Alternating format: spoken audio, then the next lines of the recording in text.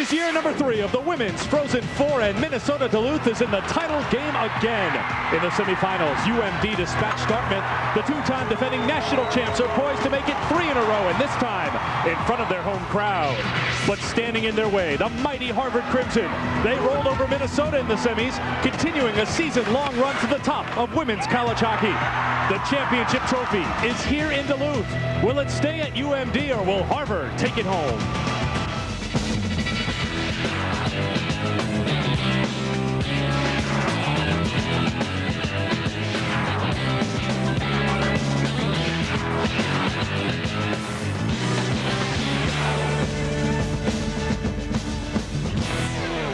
The port city of Duluth, on the western end of Lake Superior, is host to a national championship game that both coaches say should be the best ever. Both Harvard and Minn-Duluth looking for that last-minute edge. It's not enough for us to get here. We know that. We all know that. It's time to make something happen so that we have a great feeling at the end of this day. You're tougher. It's all about technique, gang. It's all about pressure. Over-communicate and get the thing done. Let's go. Let's be unbeatable in the defensive zone. Unbeatable in our own zone. The veterans in the room have done it before, and they're going to lead the way today. Katie Stone and Shannon Miller would probably agree there's not much left to do to prepare for the NCAA championship game. Number 1 and two-time defending champion Minn-Duluth, the host team, facing number 2 Harvard. Both teams rolled in the semifinals here at the Frozen Four. Harvard 6-1 over Minnesota, UMD 5-2 over Dartmouth, setting up a dream matchup. And welcome to the deck, everyone. Along with Ellen Weinberg, I'm Eric Freed. Great to have you with us, and it's going to be a great matchup, maybe the best collection of college hockey talent ever to go head-to-head in a single game, and it's here on the biggest stage of all. Well, Eric, not only are you going to see some of the best players in the world, but this game is being played in front of the largest crowd ever to watch a women's collegiate game. A sold-out crowd, it doesn't get more exciting than this. All right, we do have some of the best players in the world, led by Jennifer Bottrell. She was awarded the Patty Kazmaier Award last night as the best player in college hockey. It's the second time the Harvard player has won it. Her number's just amazing. She's the all-time leading scorer for women and men in Division I hockey, but she is not alone. That's right. Her line mate of freshman Julie Chu, an Olympian for Team USA in 2000. No surprise she's made an immediate impact. 2 goals in the semifinal game against University of Minnesota. She's the real deal. Look at those points. 93 points, 42 goals. Very impressive, only a freshman. Speaking of immediate impacts, Carolyn Willett has had a big impact on this UMD team. They've won the last 2 national championships. This is her first year with the program, and she is playing among the best hockey, some of the best hockey you could see in the world right now. She's unbelievable. Look at that shot. That's something you see in the men's game, folks. She is listed as a defenseman, but she is a 4th attacker in the system that UMD likes to play. They call their torpedo. They attack with 4. They leave 1 defenseman back. Expect to see the puck on her stick all day long. The big names are here. Ruggiero, Bruce, Bottrell, Potter. See them all next in the championship game.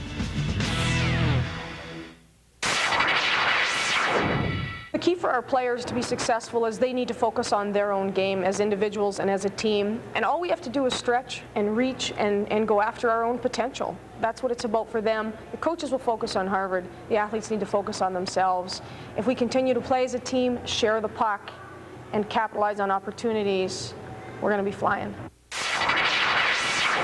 And we want to play great defense. Get the puck deep and make them play defense. And they don't play a lot of defense because they're so offensive.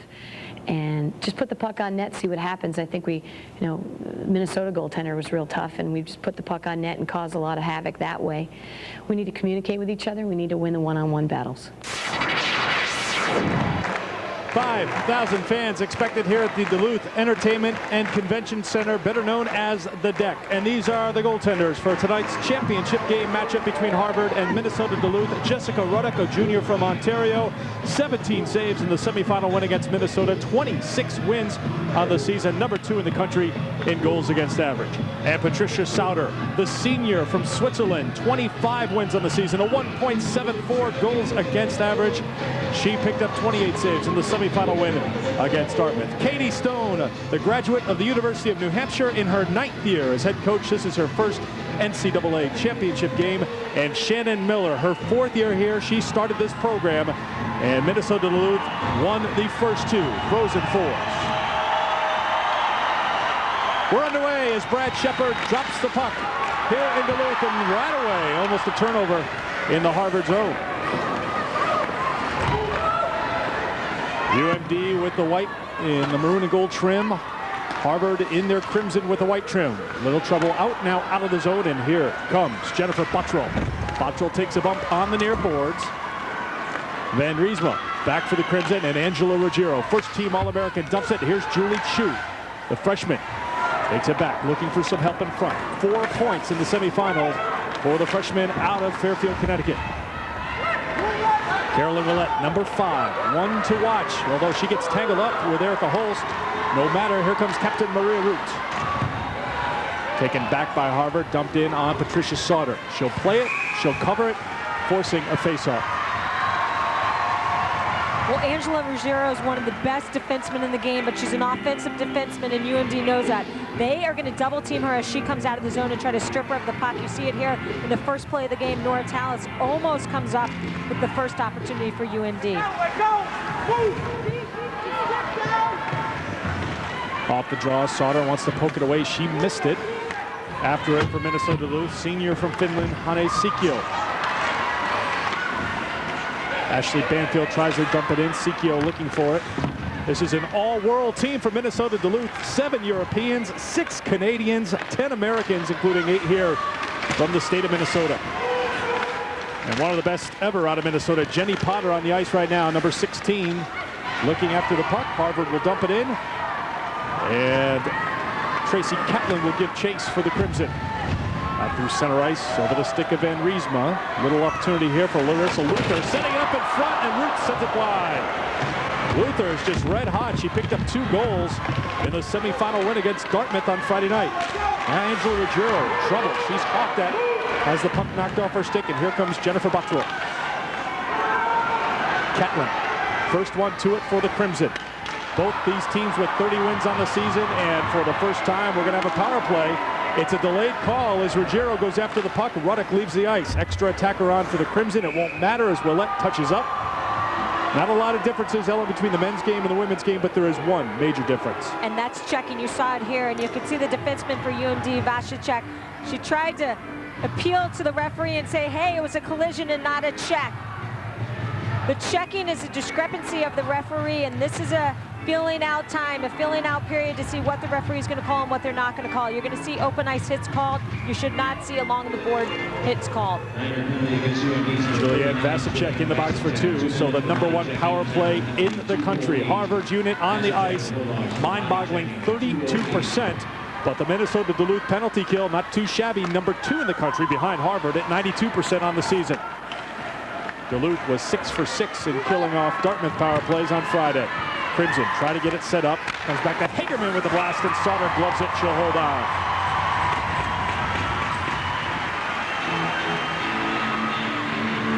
There weren't many opportunities. 1 total for Harvard in the semifinal. They were 0 for 1 against Minnesota, but look at the numbers on the power play this season with Julie Chu leading the way with 11 power play goals. But anybody can really score. They have 2 different players that have scored for Harvard on the power play. Ruggiero quarterbacking it, sent it in front, and it's sent back down the ice. 1:21 to go in the first power play of the game for either side. And that's one of those forced plays rather than just putting it over to Julie Chu. She tried to force it down low. Duluth sends it down again. Maria Roots will give chase.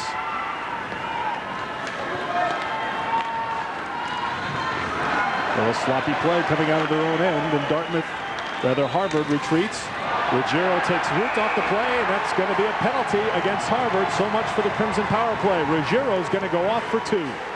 And Angela's a much better player than we're seeing out of her right now. She's one of the best U.S. defensemen, collegiate or on the U.S. national team. She's usually smarter than that. You can see the puck's getting away from her a little bit.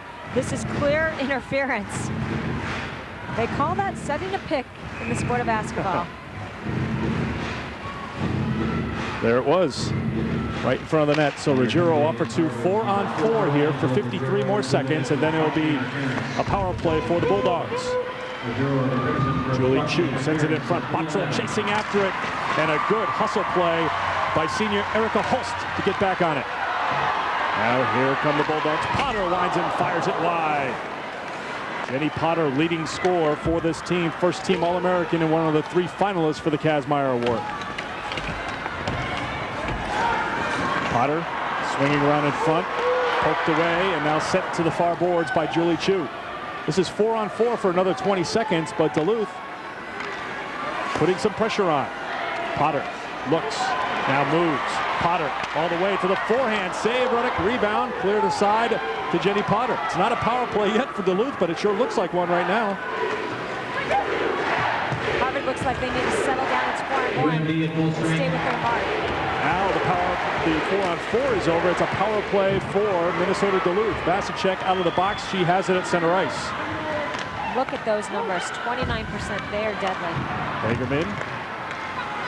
Backtrack towards Ruddock. Now Julie Chu. And she'll send it down the ice. And you saw the penalty kill numbers there for Harvard. 95% on the penalty kill. You don't get much better than that. You don't. They're #1 in the country, and they were 3 for 3 in the semifinals on Friday.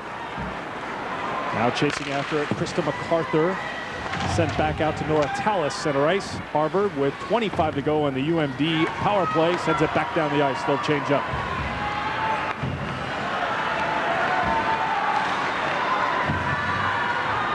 Maria Roots dumps it in.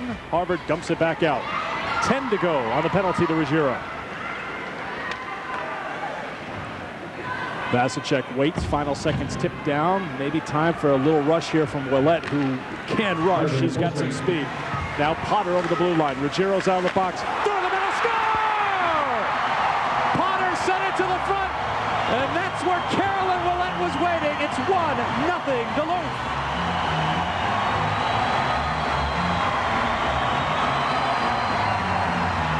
And you can't teach hockey sense like that. Carolyn Willette and Jenny Potter. Potter made it happen. She pulls up. She knows that Carolyn Willette is breaking to the net. You can see it. She's just driving. All she needs to do is get a stick on it. That's exactly what she does. Upper post. And here's the react by Shannon Miller. She told me that Carolyn Willette just has so much hockey savvy. She's so fun to coach. Very smart. Well, we saw it right there, and Jenny Potter made it all happen. Willette, the most valuable player of the WCHA Final 5, staking her claim to the MVP title in the Frozen Four. That's her second goal of the Frozen Four. She had 2 assists in the semifinal to go along with just a blistering goal, and now she comes up with a goal on the assist from Potter, and it's 1-0 Minnesota Duluth. That's a change for the Bulldogs from the last 2 title games. They fell behind 1-0 in each of the last 2 championship games and came back to win both those times. This time, they score first. They're on top 1-0. And one thing that makes them so deadly, Eric, is that Carolyn Willette is listed as a defenseman, but that's at 4th attacker. So Harvard needs to make sure they're tracking back all the way. Willette sends it through, now up the middle, looking for Potter. Flip back up and over the ice. Stopping play with 13:57 to go here in the first. The Bulldogs break through on a goal by Carolyn Willette. It's 1-0 UMD. You're watching NCAA Productions coverage of the Women's Hockey Championship. We'll be back after these messages.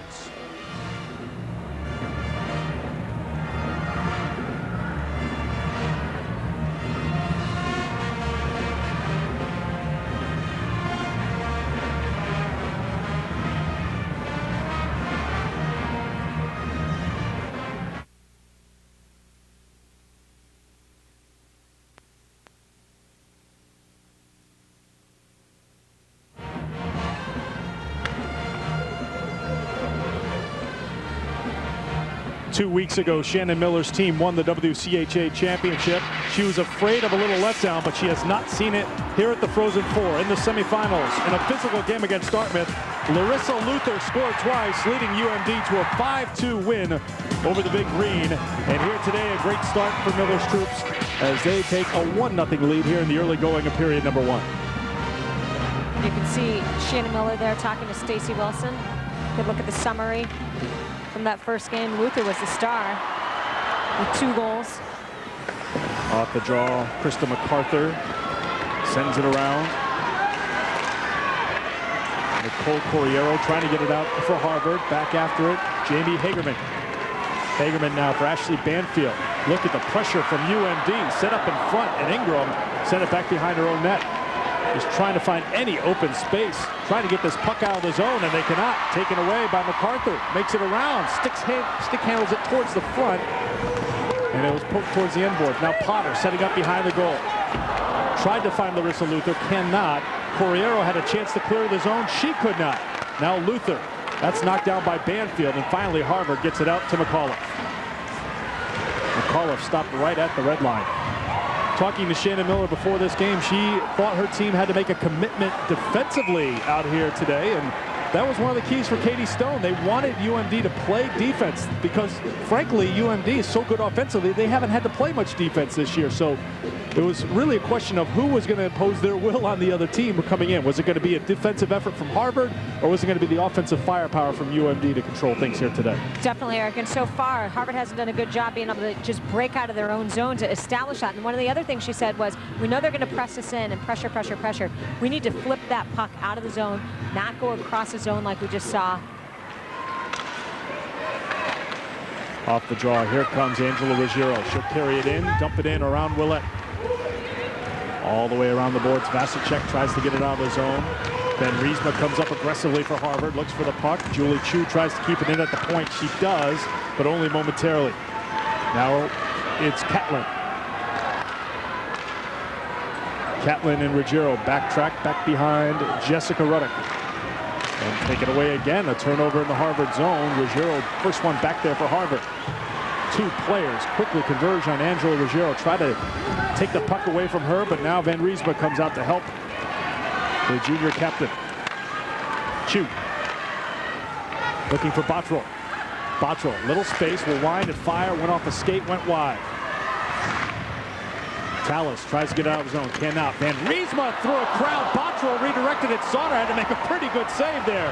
Best chance so far for the Crimson. Tallis trying to get it out for UMD. They're up 1-0 here. Opening period of the national championship game. Now Holst, center ice, Willett giving a little space over the blue line, winding, firing. That was slowed down, but she has a cannon, and Harvard has to challenge that. Now up through the middle, off the skates of Jennifer Raimondi, and Joanne Eustace will get it out. Capelli. Jenny Hempel. And there's a whistle stopping play. 11:22 to go here in the first period. A good start for UMD playing in front of their home fans. You're watching NCAA Productions coverage of the Women's Hockey Championship. Back after these messages.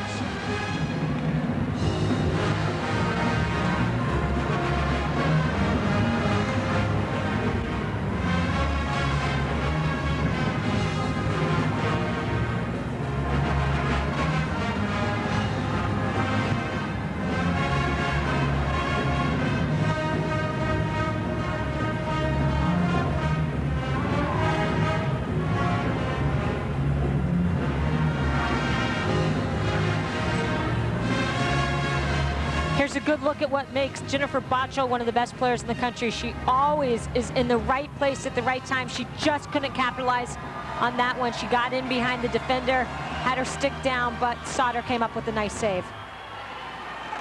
Sauter has some big game experience, no doubt about that. 33 saves against Brown in last year's championship game. The goaltender for the Swiss national team. Now Larissa Luther. Finding a Maria Root streaking across the blue line. The backhander goes off the side of the net. Now the shot didn't get all the way through, and Ingram has a chance to turn it up ice. She'll carry it in, drops it. Ruggiero, that's taken away neatly by Luther before Ruggiero could tee it up. Now Luther will give it a go, and that went wide. Have to be impressed by the defensive effort by this UMD team so far. Centering pass, trying to find Willett. Potter almost hooked up with her again. Now Bottrell tries to flip it out of the zone, couldn't do it. Kept in only for the moment, and now out of the zone. Now Maria Roots. Bottrell battling on the near boards. Willett and Bottrell. Elbows get up on that exchange. And it was right in front of Shepard, the referee, and I don't know if we're going to have some penalties. It got extra physical between those Canadian national team teammates. Take a look at this. She was pinned in by 2 UMD players. Willette, I don't know the other player in there with Bottrell, but it was Willette and Bottrell that were throwing the hands around a bit. Well, blew the whistle, but there's no penalty, so I'm not so sure why he even blew the whistle. Just had to send them to neutral corners for a minute, it looked like. Willette sent into the neutral zone. Erica Holst, and that one bounced up and off the glass, still in play. This torpedo system that Shannon Miller loves to use as Tallis went flying over the open door. I hope she's okay. I think she's more embarrassed than hurt, though. Back the other way, Luther sends it wide. And now Harvard sends it out of the zone. And now chasing after it is Raimondi. But quickly, there's UMD defensively. This torpedo system, Shannon Miller saw the Swedish men play it at the 2002 Olympics, and why can't we do that? And it's really a lot of interchangeable parts out there. They're defensemen or forwards, just in name only. Well, you know, it really works out well. And last year they did it the Frozen Four. It paid off, but it was a risk because it was such a new system. This year they've had all year long to play it, and they've really looked sharp with their, you know, going on the attack with 4 and then covering, coming back and getting enough people back and not causing too many odd man breaks. Hempel was waiting at the blue line, but it was directed past her. Now Jenny Potter trying to set it up in front. Grabbed by Kaylin Ingram. And out of the zone. Cat Sweet chasing after it. Got tied up in Willette's skates as she was leaving the ice. Now Capelli back. 1-0 Minnesota Duluth. 8:38 to go here in the opening period of the 2003 Women's Championship game. Eustace takes a bump from Banfield as she came into the Harvard zone. Now McAuliffe, who scored in the semifinal, that's stopped by Willette. She takes a bump from Ingram. And now out towards center ice. And sent all the way down. No icing here as UMD goes back to play it. Harvard trying to come a little aggressively with the forecheck, and now Minnesota Duluth has a 3-on-2 back the other way. Root has it fall off her stick. And now back the other way with Julie Chu. End to end. Chu has a little trail here from Hagerman. Saves Sauter. Big rebound in front. But Sauter has some help from Holst.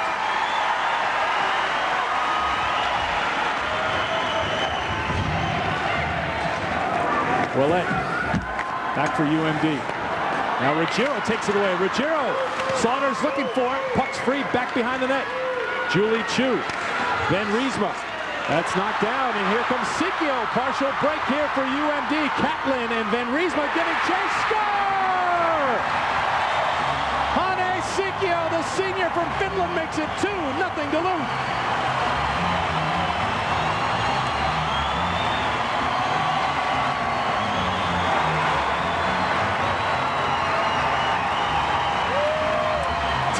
This shot by Hane Sikio, Finnish national team player, one of the best international players, and this is why she has a rocket.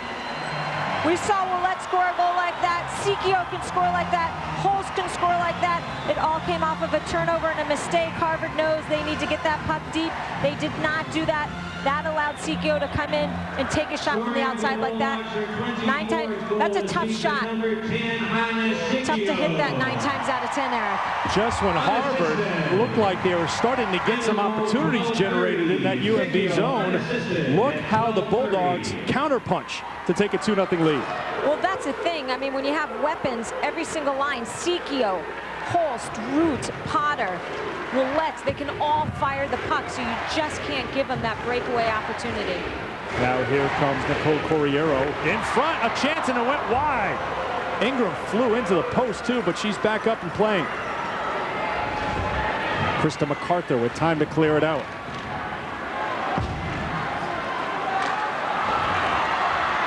Holst dumps it in, slowed down by Van Riesma.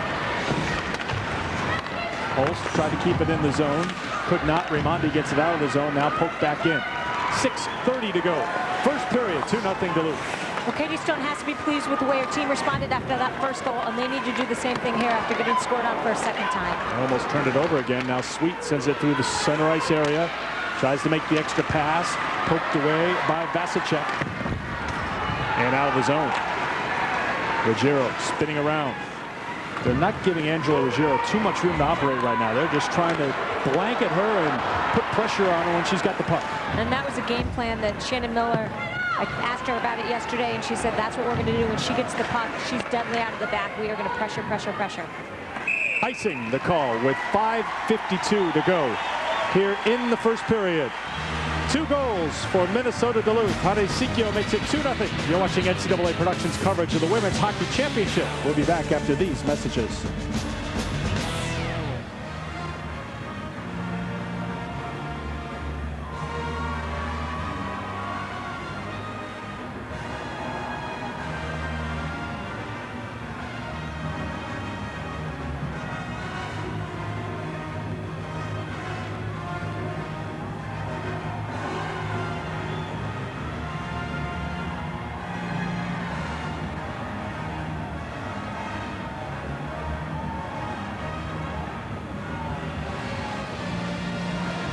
Well, Katie Stone looks concerned, but she knows she has the firepower to come back in this game.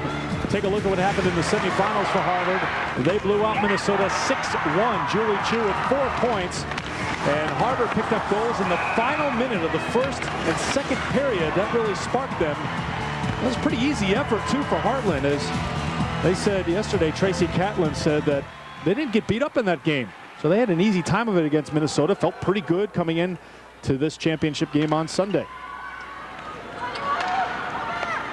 The way Minnesota Duluth is playing right now, though, on both ends of the ice, it's going to make it tough for any type of comeback to be generated because they have played a terrific defensive game here in the first period.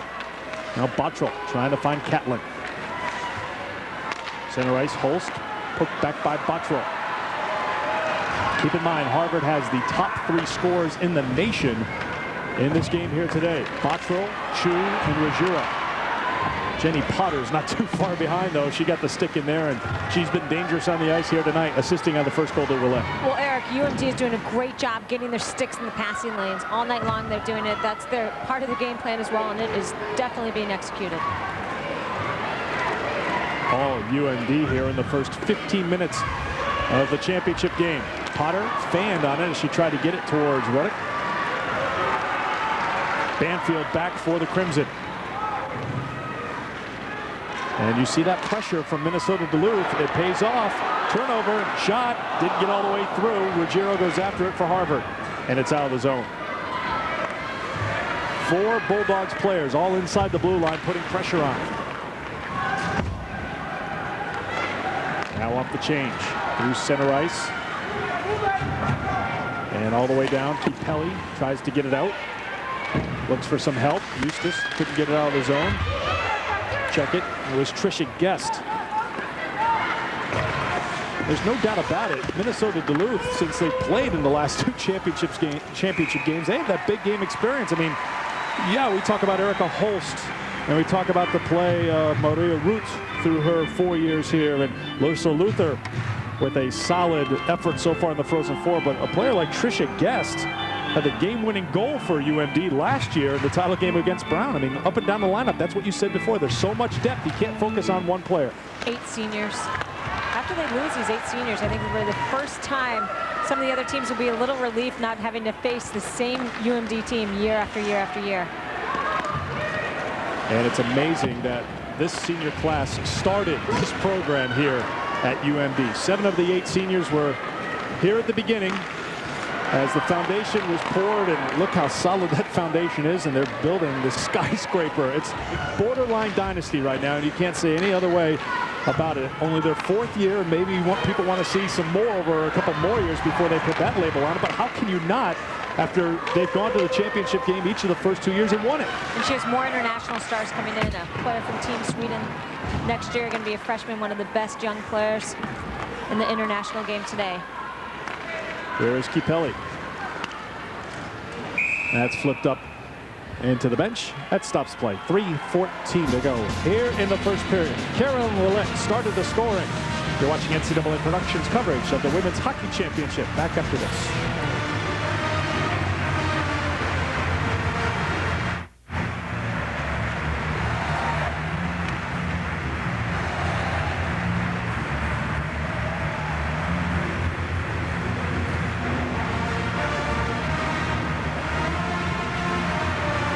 8 seniors, and they're just phenomenal people. And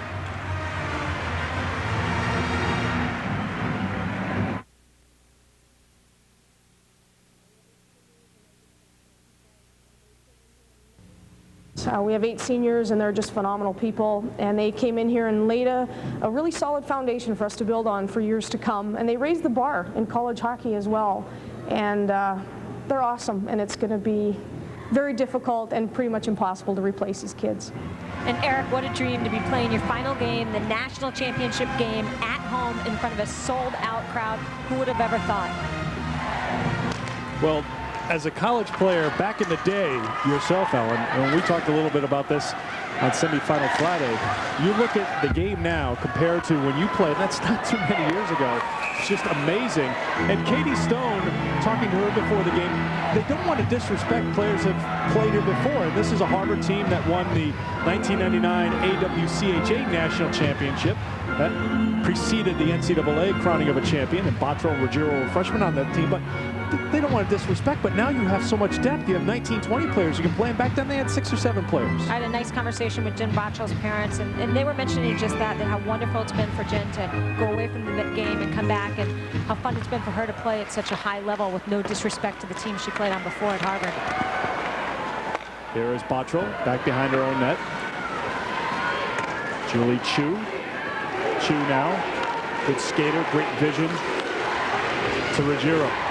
Ruggiero just has not had any space to operate. She's tried to create some, and it's been a frustrating opening period for Angela Ruggiero. And, you know, watching her body language here, you have to wonder if she's wearing that frustration a little bit. You can see her shaking her head a bit.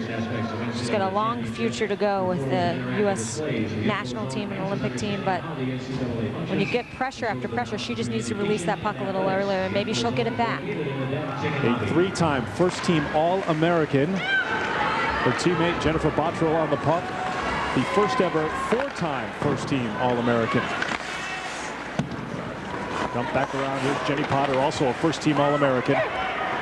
Potter hacked at, dropped the puck back for Luther. Potter goes to the net. Pass didn't come all the way back to her. Here's Larissa Luther. Luther redirected wide. Back behind to Potter. Potter knocked down by Catlin. And out of the zone. MacArthur dumps it in deep. Now here is Ruggiero. UMD makes a change. Root out there to challenge. Now Bottrell. Center ice, Julie Chu, but things just not clicking here for the Crimson in the first period.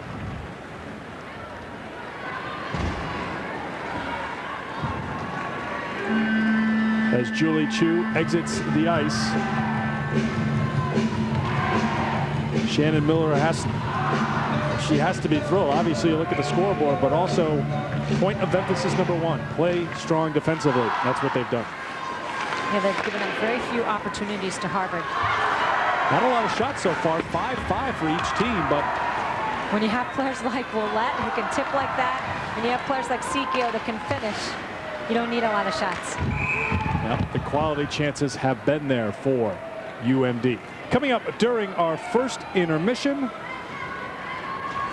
we will chat with Katie Stone, get her thoughts on the first, and I chat with UMD's Maria Roots, a very popular player here in Duluth. We'll have more, including the highlights as well. 1:23 to go here in the first. Off escape through center ice. MacArthur slowed it down. There's Luther. Sent back in and played by Nevada Russell. And Luther trying to move up and through the zone. Could not. Grabbed by Russell. Russell will dump it in. Final minute, first period. Here comes Luther in aggressively. First one there, and she's going to pick it off the boards. Trying to make a pass, but it's intercepted. And here comes Ingram. And just as quickly, it's sent back out. And here's Maria Roots. Root, who scored a hat trick against the Crimson when these two teams met in the 2001 national semifinals. Couldn't get a shot off. Holst and Root go to work. Teammates and roommates fighting there in the corner. Puck stopped moving. They stopped play. 24 seconds to go here in the first. Good look at Angela Ruggiero.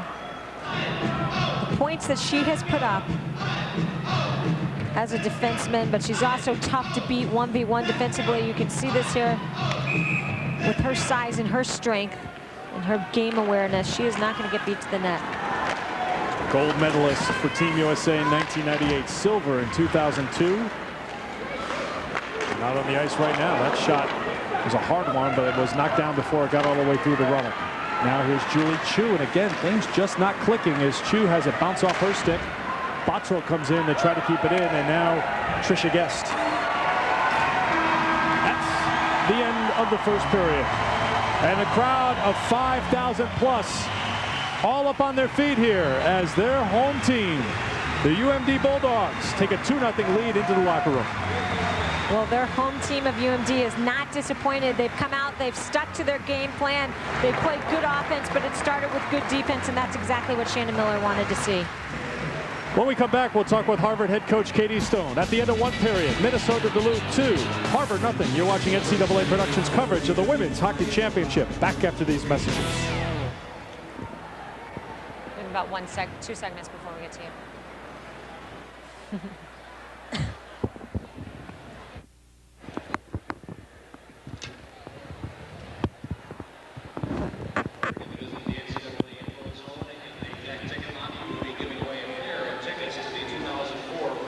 Welcome back here. First intermission in Duluth. Minnesota Duluth on top of Harvard 2-0, and Crimson head coach Katie Stone joining us downstairs. And coach, your thoughts after one period, is it what they're doing to you defensively, or is your team off their game a little bit right now? I think we're back on our heels just a little bit. Turn the puck over a little, you know, in some pretty dangerous spots. Didn't get the puck real deep. We really need to apply a little bit more pressure in our offensive end. And, you know, capitalize on some of their mistakes, too. And we need to get back to basics. Pin the puck, connect with some hard, fast passes, and see what happens here. But we're not, you know, we're still standing. We're not going anywhere. What can you say about your breakout, Katie? I know you said you wanted to see your players flip the puck out into the neutral zone, so your players rushing through there a bit. Struggling a little bit early on in that first period to even break the puck out.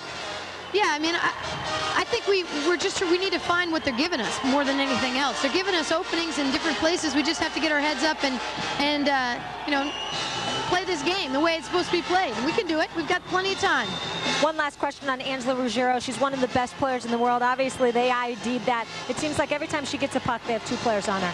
Yep, and so she's got to be smart about that. She probably learned a lesson in those 20 minutes that she's going to have to get it, dish it, get it, dish it, and recover well. And so, you know, I mean, Ange loves to play in these games. She'll adjust quite well. Katie, thanks for your time. Good luck, Katie. Good luck the rest of the way to Katie Stone and Harvard. Up next, a chat with senior UMD captain Maria Root. Our score after one, Bulldogs 2, Crimson nothing.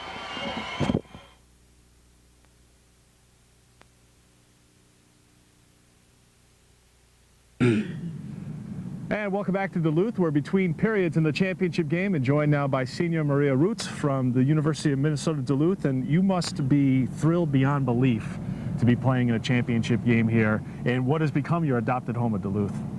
Yes, this is the dream. Like all the 2 other national championships that I've been winning are huge, but to play in front of a home crowd, fill up the deck, it's just an amazing feeling, so it's going to be great. When you guys won the semifinal game, you celebrated each goal like you had just won the national championship, but I guess that's pretty much par for the course. You were very excited kind of team out there. We were very, very excited, like I said before. It's amazing to play in front of that many people in your hometown, and tomorrow's going to be my last game, and to end the season and to end my career here as a Bulldog that way is just amazing. So every goal has a huge potential to be the game winner. So of course we're all going to be excited because of it. So you brought it up. It is your last game. I know you've been a little emotional about it because you are so tied emotionally to this area. Yes, very. If you spend 4 years anywhere, really, you're going to get tied to the location. And everyone here has been so nice. All the people that we've met is just enormously. I can't even explain how much that meant to us. So. Of course, it's a huge deal, and we're going to miss hockey, but I think most of all, we're going to miss all the friends that we have. You came in here on the ground floor of this program, and to see how far it has come since when you first walked on this campus as a freshman to now must give you great pride, because you were part of building what is turning into a dynasty. Yes. Well, when we came here, everything was new. We didn't really know what to expect of anything, and but all I knew was that Shannon was the coach, and I knew that she wasn't going to build a team from nothing. So I knew there was going to come in good players, and we're going to have a good team. And I think we proved to a lot of people that we have a great team. This community, you mentioned how much they support you. On senior night, your family couldn't be here, but you have some adopted family here, or there's a great European community here that has embraced you and many of your teammates who have come from across the Atlantic to play here. Yes, and that's exactly why it's so amazing to be here, because everyone is so excited that we're here. Everyone is so nice to us, and they have actually adopted us as their sons or daughters. So it's awesome. It's I can't even explain how nice it's been to be here. So. You do have to explain, though, the hair. Well, we didn't want to risk anything, so we don't like the hair color at all. But we thought, why not? We have done it the past 2 years, and it worked. So we didn't want to take a chance, I guess. But is this it? I mean, you're leaving here. You're not. It's safe to say you're not going to be coloring your hair because you're going to be nostalgic for the way things used to be when you just do-it-yourself hair kits here. I think this is a Bulldog thing, actually. So it's not gonna happen too often after this. When you leave school, you're going to leave the hair coloring kit behind. I think so. But you also leave behind great memories, and hopefully you'll have some more here coming up on Sunday. Congratulations. Yes. Thank you. Maria Roots here between periods. When we come back, we'll have highlights and scores, so please stay with us.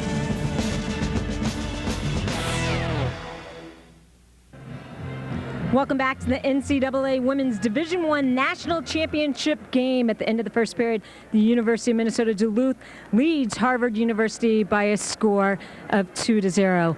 Well, hello again, everyone. I'm Ellen Weiberg, and I'm joined by the 1951 Heisman Trophy winner, Dick Kazmaier out of Princeton University. And you're here for another reason, and that's because your late daughter, one of 6, Patty Kazmaier, is the award for the best collegiate ice hockey players named after her. She was a tremendous player at Princeton in the early 80s and died at the young age of 28. How meaningful is this award to you and your family? Oh, it's quite meaningful, as you might imagine. Not having Patty, it's a way to remember her. It's a way to live through the award and all the wonderful young women that have been winners or will be winners in the future. Last night, the 6th annual Patty Kazmaier Award was given to a Harvard University player, Jennifer Botchell, for the 2nd time. I know you're fond of a lot of the recipients. Can you talk about what Jennifer Botchell means in comparison to your daughter? Well, Jennifer is the kind of person that anyone would want to have as a daughter. She's a very bright, very intelligent, very charming young woman, and a very, very skilled hockey player. So I told the Botterill family last night, and the 2 grandmothers were there at the award ceremony, and I told them how lucky they were to have such a wonderful person for a daughter and a granddaughter. Well, football might have been your sport growing up, but it was hockey because of your daughters that got you into the game that you're passionate about now. I know you're watching this one closely, but could you ever have fathomed a sold-out crowd watching a women's hockey game and how far the women's game has come? Well, I think both in the crowd and the reception of the Frozen Four here in Duluth, as well as the quality of play. I mean, this is legions beyond where it was in the early 80s when Patty and her sister Kathy were playing. So I'm just as pleased as punch that women's hockey is thriving, growing. There are 125 schools, high secondary schools playing hockey here in the state of Minnesota. And it's a great opportunity for young girls, I think, to be very competitive and to have a wonderful team sport experience.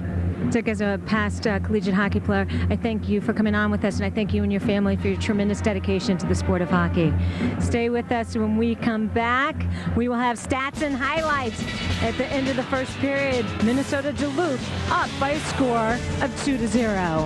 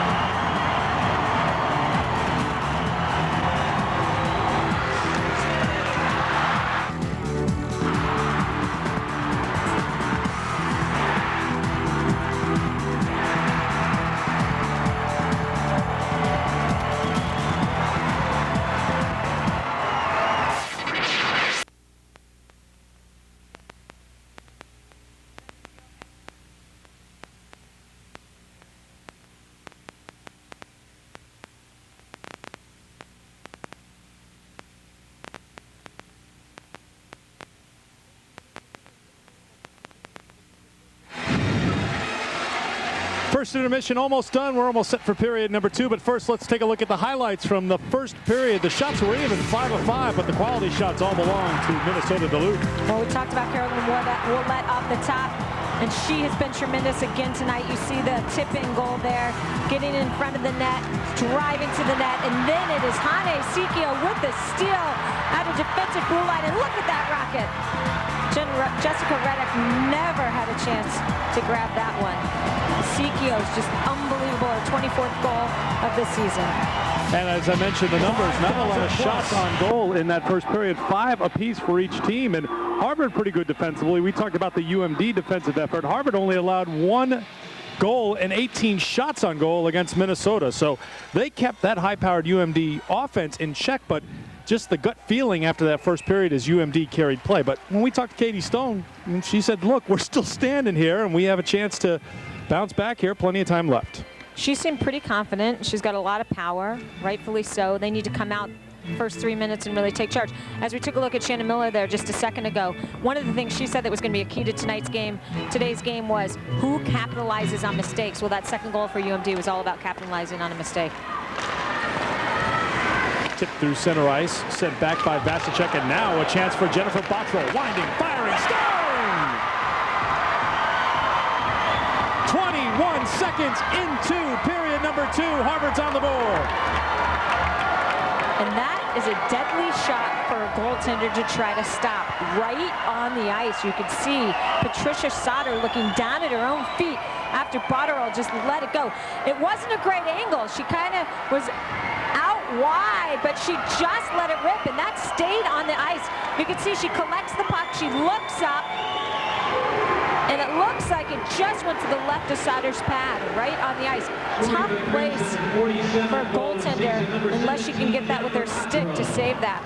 We saw Katie Stone leading the cheers on the Harvard bench. Let's see if the Crimson start their comeback. They're putting the pressure on right after that goal at the 21-second mark. Now Sauter makes a save. Puck still bouncing around. Sitting in front, backhander, score! It's a brand new game. We're tied at 2. Lauren McAuliffe gets her 17th of the season. And Lauren McAuliffe, who had a big goal in the semifinal game, gets another one here today. Just an opportunistic player. You could see it was a scramble in front of the net, and everybody, Corriero was looking to get a piece of it. Then it was Ingram that was taken down, but it was McAuliffe who was loose, and she just is so smart. You can see here, this is a savvy player. She looks up, she sees the goalie's down, she knows she needs to lift it, and she had to do it on her backhand. That's not an easy thing to do. The Crimson tied their own NCAA record for fastest 2 goals. The Bottrell and McAuliffe goals are scored 23 seconds apart. In the semifinal on Friday, Chu and McAuliffe scored 23 seconds apart. In the first period, the fastest goals in Frozen Four history, ×2 for the Crimson. Well, that is a good record you want to break, especially in the championship game when you're trailing by 2. The thing that's amazing is Katie must have gone, and I'd like to know what she said to her players to turn things around there, but they really came out here in the second period on fire. Holst deflected towards the far boards. Well, simply put, it was get off your heels and up on your toes. And they put that pressure on in that first minute, getting those 2 goals in the opening minute of this second period. That's the thing, and you mentioned it earlier, Eric, that UMD's been here before. They have the big game experience. You have to wonder if they sat back on their heels in the first period, possibly because of little nervous jitters. Chu working hard in the corner, taken away by Carolyn Willett. 2 terrific first-year collegians. Now Catlin takes it off of Bottrell's leg. Now off the boards in front of the Harvard bench. Willett.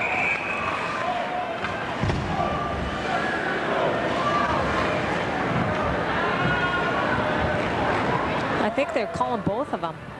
Yeah, Tallis and Ruggiero were tangled up, and they're going to go off matching minors, and this is what happened. And I think Shepard's doing a good job. You can see it here. He's trying to keep the game in check, not let it get out of the hand. It's a national championship game. They're both well-skilled teams. There's no reason to see that kind of feistiness, and he's going to say, I'll take you both. For the second time tonight, one of Harvard's best players in the penalty box. Harvard did not take a lot of penalties this season, averaging a little over 7 minutes a game. Minnesota Duluth, by comparison, the most penalized team in women's college hockey this year, 16.5 minutes a game. There's a whistle. That stops play. We're 2 minutes and 2 seconds into the second period, and 2 quick goals by Harvard. Well, it's like starting the whole game all over again. Minnesota Duluth. UMD yet to get a shot on goal here in the second period. Waiting, shooting, saving is Ruddock. There's the first one. Sikio holds, tried to find Potter cutting through the middle, but Ingram there defensively, and she flips it out to center ice. It's 4-on-4 here, with Tallis and Ruggiero in the box. McAuliffe just lifts it up and throws it out of the zone. And I think she probably closed her glove on that puck. I think Shepard caught her, and he's going to send her off. It wasn't just batting it out of the zone. I think she closed her hand on the puck, which is a no-no, and I think it's going to be a power play here for UMD. You see the Frozen Four history here. UMD winning the first 2. And now they're going to have an opportunity 4-on-3, and with all that skill the Bulldogs have, that's a lot of open ice for them to find their game. Something the Europeans really thrive on, open ice. They're used to playing on those huge international rinks. Here's a look at it. I thought it was going to be a holding there in Sikio, but... Call officially is delay a game. 4-on-3 for UMD, trying to shovel it past Ruddock. Nothing doing there. Hagerman sends it to Chu, who sends it up and over. Bottrell chasing it. Sauter back for it. Sauter would just try to fall on top of it as she looked to be caught in the middle. A little indecisive there. Well, what was interesting is you look at a Patricia Sauter, and that's not one of her strengths in my eyes, being able to play the puck. And I think she saw who was coming down on her so fast, and she said, you know what, I may not play this correctly. I might not get it further enough away. Let me just cover it up. We are at the NCAA championship game for women's ice hockey. Eric Fried, Ellen Weinberg, our crew here in Duluth. Watching a good one. UMD took a 2-0 lead into the locker room at the end of one period, but Harvard came out storming with 2 goals in the first 44 seconds to tie it at 2. Right now, UMD on a power play. Willett to Holst. Holst sets up back behind the net. Root and Holst. Holst tried to find Willett as she closed in on Ruddock. Now Willett. Potter in front. Root tried to backhand it. She raised her stick thinking that maybe it had snuck in there, but Ruddock kept it out. Now Root gets it back, has Potter. High slot. Instead goes to Holst. Potter. Holst. Holds. Root and Holst. They just circle around that Harvard cage. Around and round they go. Now it's a 5-on-4 for 44 seconds. Potter walks in, shoots, deflected up and over the top. Here's Willett after it. Potter. Ruggiero out of the box, hacks at her. Now Ruggiero with a chance to get it on her stick. Winds it around, kept in by Tallis. Sikio tries to tie up Hagerman. 27 to go in the power play for UMD. Root knocked away by Ruggiero. Back behind Sikio. Now Ruggiero kicks it out. Chu hacks at it, can't get it out of the zone. Backhanded around. Now some time for Hagerman to get after it and send it all the way down. And she does. I was just thinking they need that change. Hagerman, Chu, and Bottrell have been out there for upwards of a minute and a half. Mike Goldberg, who does the Minnesota Wild games, he caused a little family controversy. He said, I watched Jason play at Michigan, but hands down, Jennifer's a better college player. I don't know if Jason would argue with that. The crowd laughed, though. That was for sure. Oh, look at Ruggiero. Her best effort of the game so far. Dished it off. Corriero backhanded it just through the front of the net. Now McAuliffe. Corriero coming off a very solid semifinal game. Number 9 going to the net to set up. And the puck was almost redirected to her. UMD sends it down the ice for icing. Well, the one thing I noticed, I mean, it's interesting that you and I can even have a conversation, because after the first period, it was just back and forth, and there were so many chances. It seems like both teams have settled in a little bit here. That is an NCAA Frozen 4 attendance record. Jennifer Bottrell got it going for Harvard here in the second period. 21 seconds in with her 47th goal of the season. Not career, that's right. You said of the season. Well, for her career, Bottrell has 157 goals, so they keep adding up. Her first goal of the Frozen Four, 2 assists in the semifinal. Maria Root backtracking, tries to get it out. Willett now will do the same. 13:29 to go here in the second period. Carolyn Willett, dangerous wrist shot, save, Ruddock. She's made a couple of good ones here in the second period as Carolyn Willett with a very hard shot, whether it's a slap shot or a wrister, she puts a lot on it. And the thing that makes her so dangerous is she doesn't have to see a clear lane to goal. She likes to shoot through that defenseman, and she used Hagerman, the Harvard defenseman, as a screen. And that, to me, is just a real sign of a superstar. Willett has it back at the point. She'll give it a go. Knocked down by Julie Chu. Now Tallis with it for UMD. In front, Chu sends it to the near boards. Grabbed by Bottrell. Out through center ice, Catlin and Chu chasing after it. Vasicek there for UMD. Trying to get away from a pesky Tracy Catlin.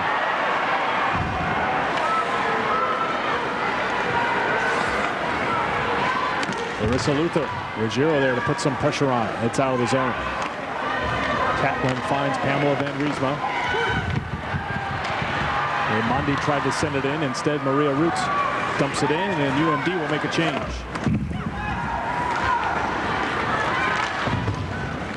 Out of the reach of Jacqueline Patushka. Down the ice for icing. Well, you mentioned Carolyn Willett, not your ordinary first-year player. She turns 24 in May, and Shannon Miller is convinced that if she keeps up this pace, she will be a Patty Kazmaier Award winner. She's that good. And she is that good now. I mean, she has 2 more years of eligibility. I think any coach would like to have her for 2 more years. Here's Jenny Potter. Potter out of the zone. Harvard sends it back in. UMD trying to break up down the middle with Potter and Larissa Luther. And the whistle stopping play with 12:09 to go. Hani Sikio, the 25-year-old from Finland, so a lot of veteran players and these Europeans have come over and gotten a great opportunity. And Shannon Miller knew how she wanted to build her program. She's brought in some good players from the home state and gone over to her native Canada to bring in some excellent players, but also made the trip across the Atlantic to bring in some of the best from Sweden and from Finland. Here's MacArthur carrying it all the way in, backhands it in front. Still has it, takes a shot, save Ruddock, rebound Potter. Puck was bouncing around, she couldn't get a good shot off. But here is Jenny Potter after it. And McAuliffe after her. Now out to Corriero. Corriero thought about it, tried to move to the middle. Knocked away by the solid Nevada Russell. And really in this system, an offensive-minded system, but you need solid help back there defensively, and Russell very solid on the blue line. Now Chu, the drop for Bottrell. Trying to thread it through to Catlin, they couldn't connect. Catlin has it back, now Chu. Chu, nifty move. Chu still at it. Tried to set it towards the middle, either to Bottrell or Ruggiero. Didn't happen. And now an opportunity, breakaway for Chu. In on goal, off the pipe.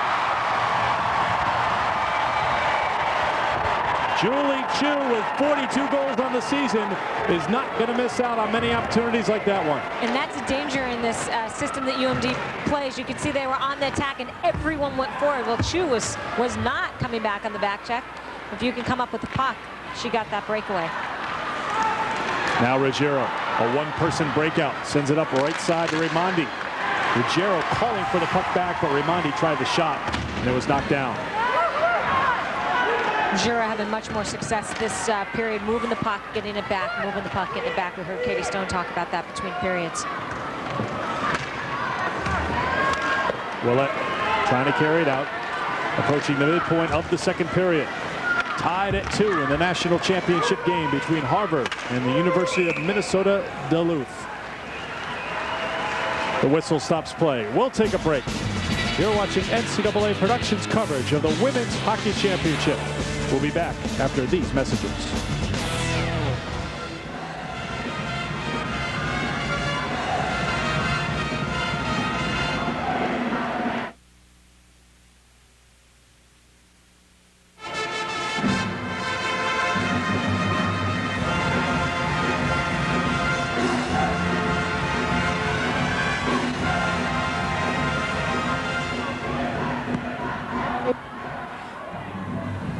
Here in Duluth, thinking at an NCAA. Welcome back. We talked to Shannon Miller before the game, and she knew this home crowd would be an advantage. But here in Duluth, thinking at an NCAA championship, yeah, will we have over 5,000 people even at the final game? No, and cheering for our team, wow. I mean, it's like a dream. This is an opportunity that will never come again. It's a dream. So this home crowd here rooting for UMD, but Angela Ruggiero told us before the game that she loves hostile crowds because it's huge incentive, because there's nothing better than quieting the crowd. And Ruggiero and the Crimson have kept this crowd a little bit in check here in the second period. And now trouble. Corriero kicks it forward, charging after it, one-handed towards the net. And now UMD a chance to clear. Taken away by Van Riesma right on the blue line. Harvard putting on some good pressure here. They've controlled play here in the second period after UMD set the tempo in period number 1.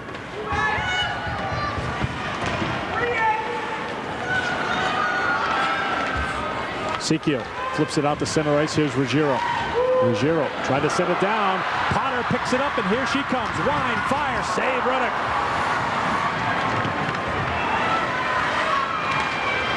The get the puck deep. No turnovers in the neutral zone.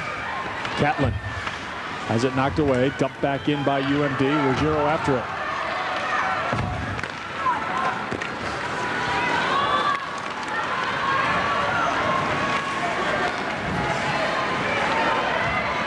Now Willett.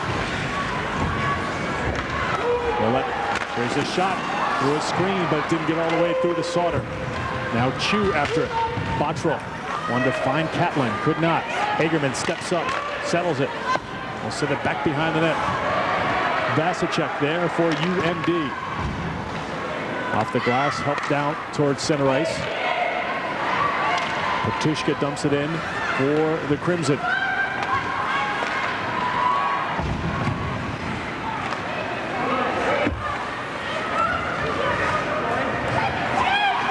Two between Harvard and Minnesota Duluth. And that one's flipped up into the UMD bench. Well, Shannon Miller talked about the crowd, and it's official. A record 5,167 fans on hand. We had 4,801 here on Friday. Last year in the 2 nights combined at Durham, 4,885. So you add it together, it's amazing. Over 9,000 here for the 2 sessions at the Women's Frozen Four. And they are not disappointed. Seeing some of the best players in the world. It's been a great hockey game. Nevada Russell center through. Here's McAuliffe out of the zone. Center ice, Corriero. Corriero is going to put some pressure on Russell. Try to set it up. Ingram back behind the net. Corriero not giving up after it. And UMD gets it out of the zone. Van Riesma. Off the boards, Ingram. Helps it in. UMD helps it out. And it's touched up by Van Riesma. Offsides the call with 7:39 to go here in the second period. You're watching NCAA Productions coverage of the Women's Hockey Championship. We'll be back after these messages.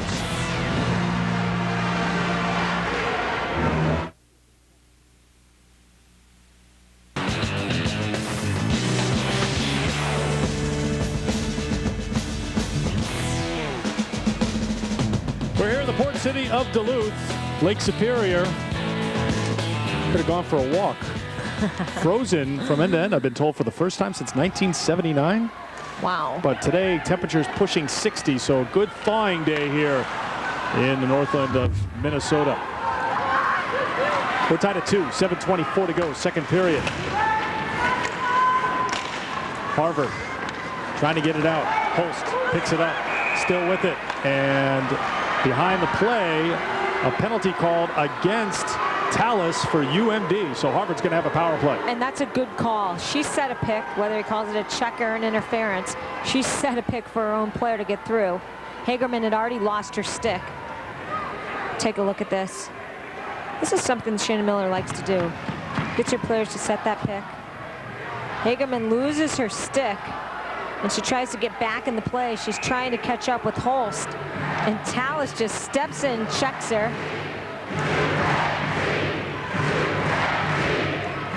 Called an interference. Harvard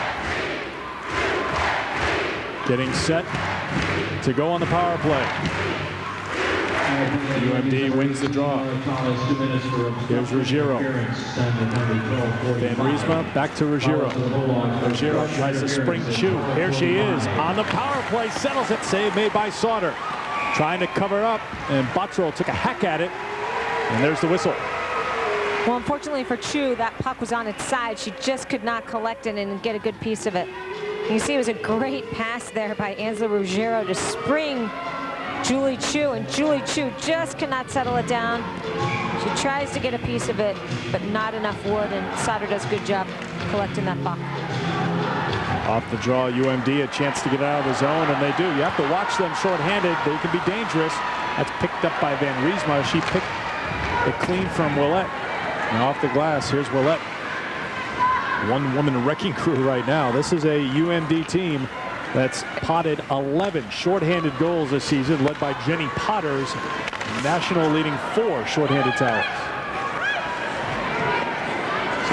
Flipped off the glass all the way down. 1:13 to go in the power play for Harvard.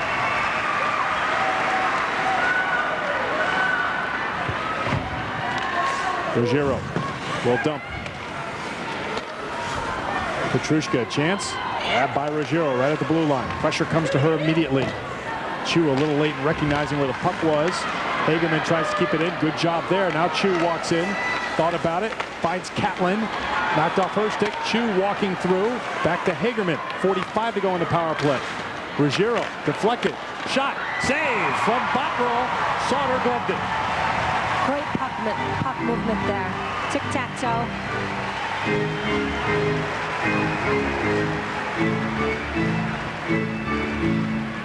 Here's a look at that play. It starts with Hagerman over to Ruggiero, and then to Chu, right over to Bottrell. She knows exactly where she's going to be, but Sauter does a good job following the puck. 35 to go on the Harvard power play. Hagerman over the blue line, and Harvard has to reset. Hagerman touches it out. Ingram dumps it in. Corriero gives chase.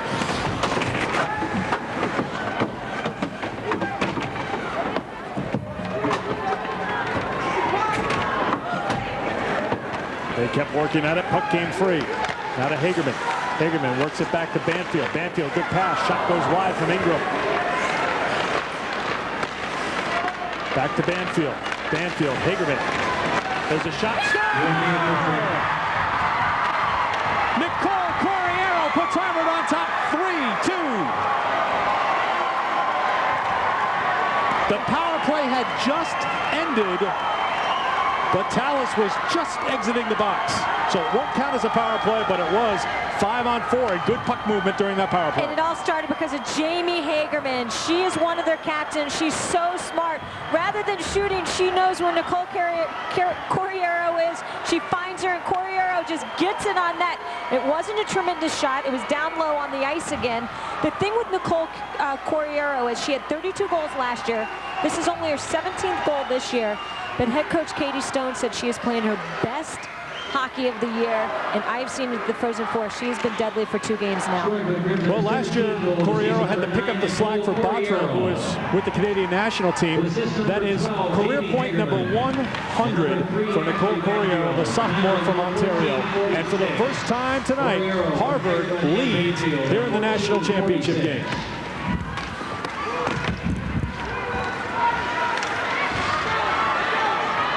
Now Duluth trying to get something generated here. It's been a scoreless period for them. Holst for Willette. Willette trying to find route and a little space here for Chu to get going. Leads it out to Catlin, has Bottrell cross ice, but no chance to get it across the ice to her. Now Ouellette comes back the other way for UMD. The drop to Root, back to Ouellette, saved by Ruddock, cleared out of the zone by Harvard. Jessica Ruddock has been solid in goal here today, especially this period. And offside called with 4:14 to go in the second period. Nothing ever spectacular with Ruddock, just solid, and that's all Katie Stone wants. Just do the job in net. As we take a look at what happened in this one, Harvard getting 3 in the second after UMD took a 2-0 lead after 1. The edge in shots for Minnesota Duluth, but the edge in the scoreboard to the Harvard Crimson. Who knows what's going to happen in that third period. Now Corriero takes a bump, but she dumps it in. Still a lot of time left here in period number 2. Absolutely. 4 minutes to go.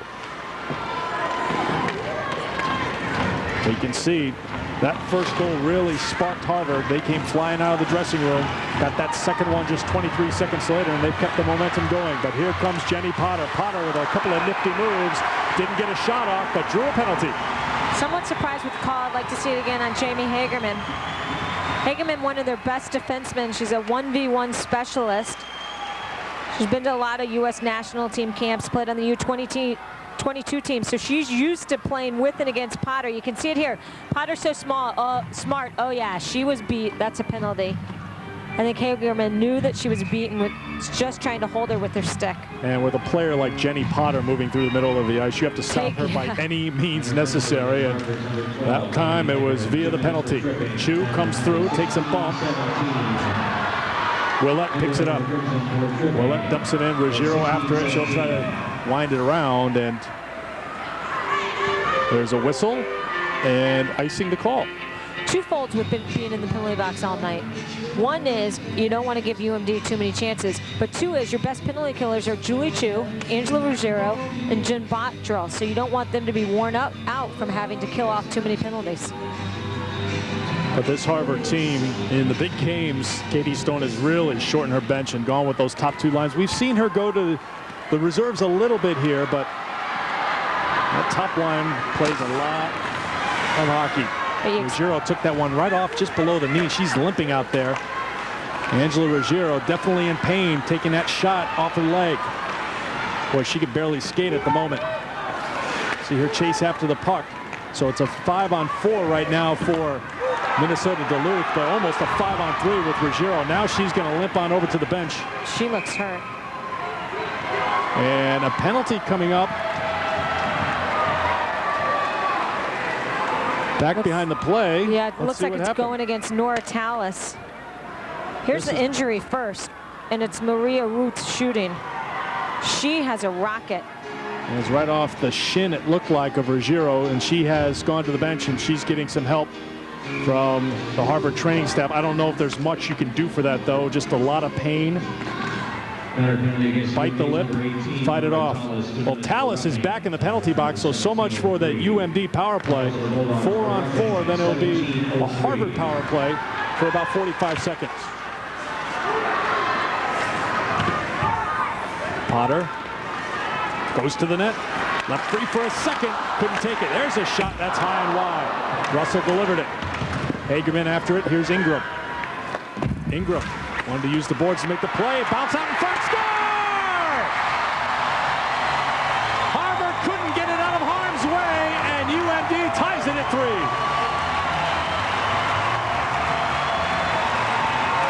Sikio gets her second of the night. And a great heads-up play there by Sikio. She sees that she has Potter. Watch this. The puck doesn't get out. Kaylin Ingram doesn't get the puck out. And then Sikio's all alone. And you can see that Ruddock saw Potter at the other side of the net. And Sikio said, you know what, I'm going near post. She already had Ruddock move, and she snuck it right in there near post.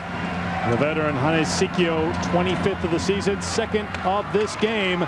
A huge one for the Bulldogs.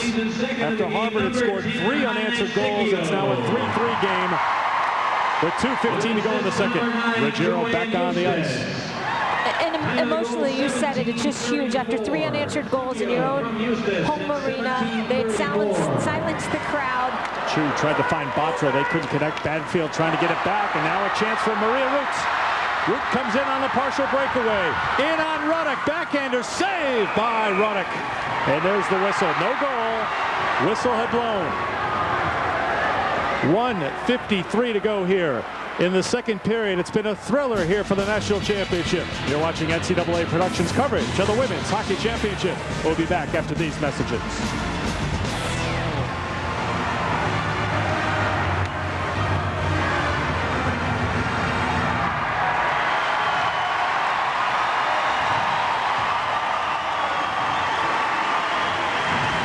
.3-3 here in the second. Couple more penalties up on the board. Well, first there was this unbelievable opportunity by Maria Root. And there's the first penalty. Then take a look at this. It gets a little crazy there. Guessed, I think, for endangering the goalie there a little bit after the whistle had already been blown, and Ruddock clearly had the puck contained. Tricia Guess is in the box. Jennifer Bottrell had gone in. Now Julie Chu is heading into the box. It doesn't matter. You're happy that Bottrell comes out, but you're not happy that Chu goes in. 10 seconds left in the 4-on-4, and then it'll be a 45-second power play for Harvard. Katie Stone getting the explanation from Brad Shepard.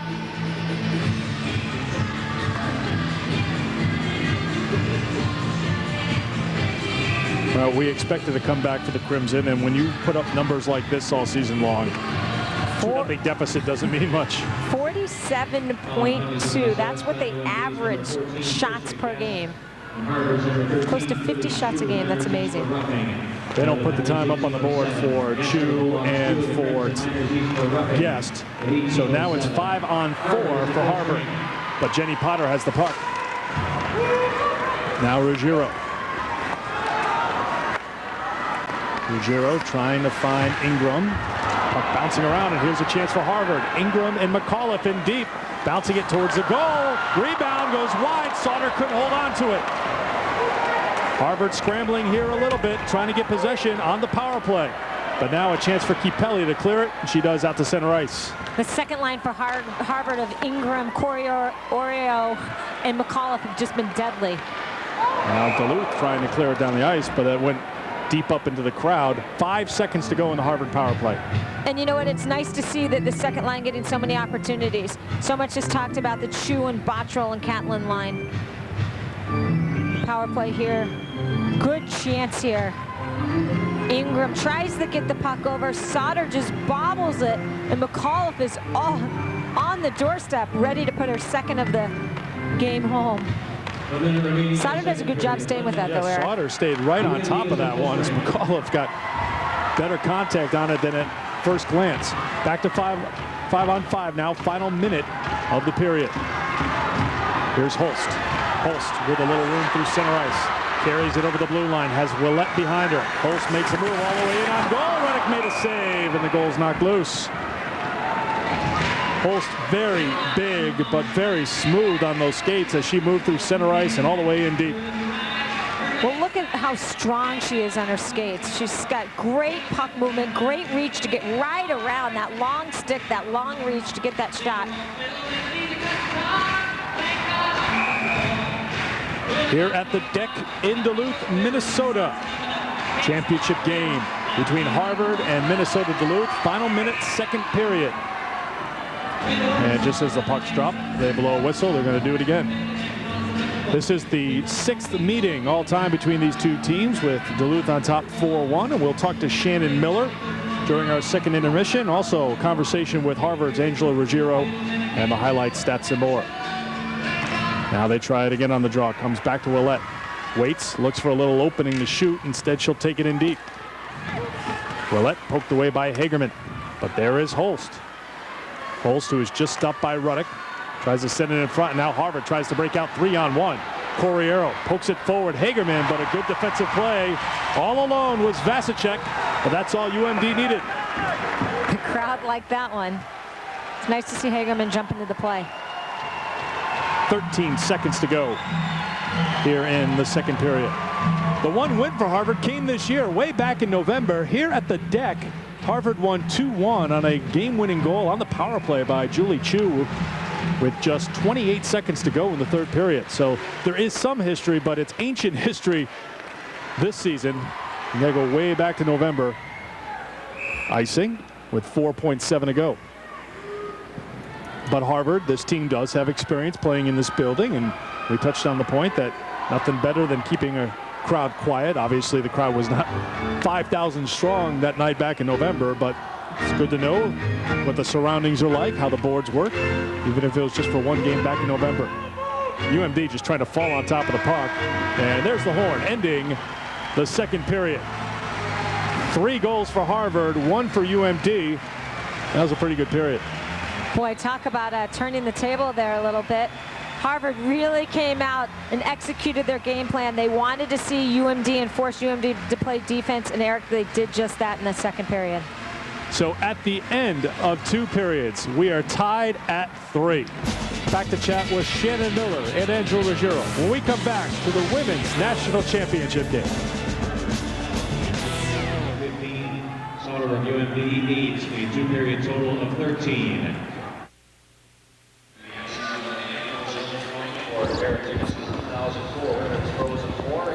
Hello. Hey, Shannon. Shannon, can you hear us? Yes, I can. We'll be with you in 1 second. Okay.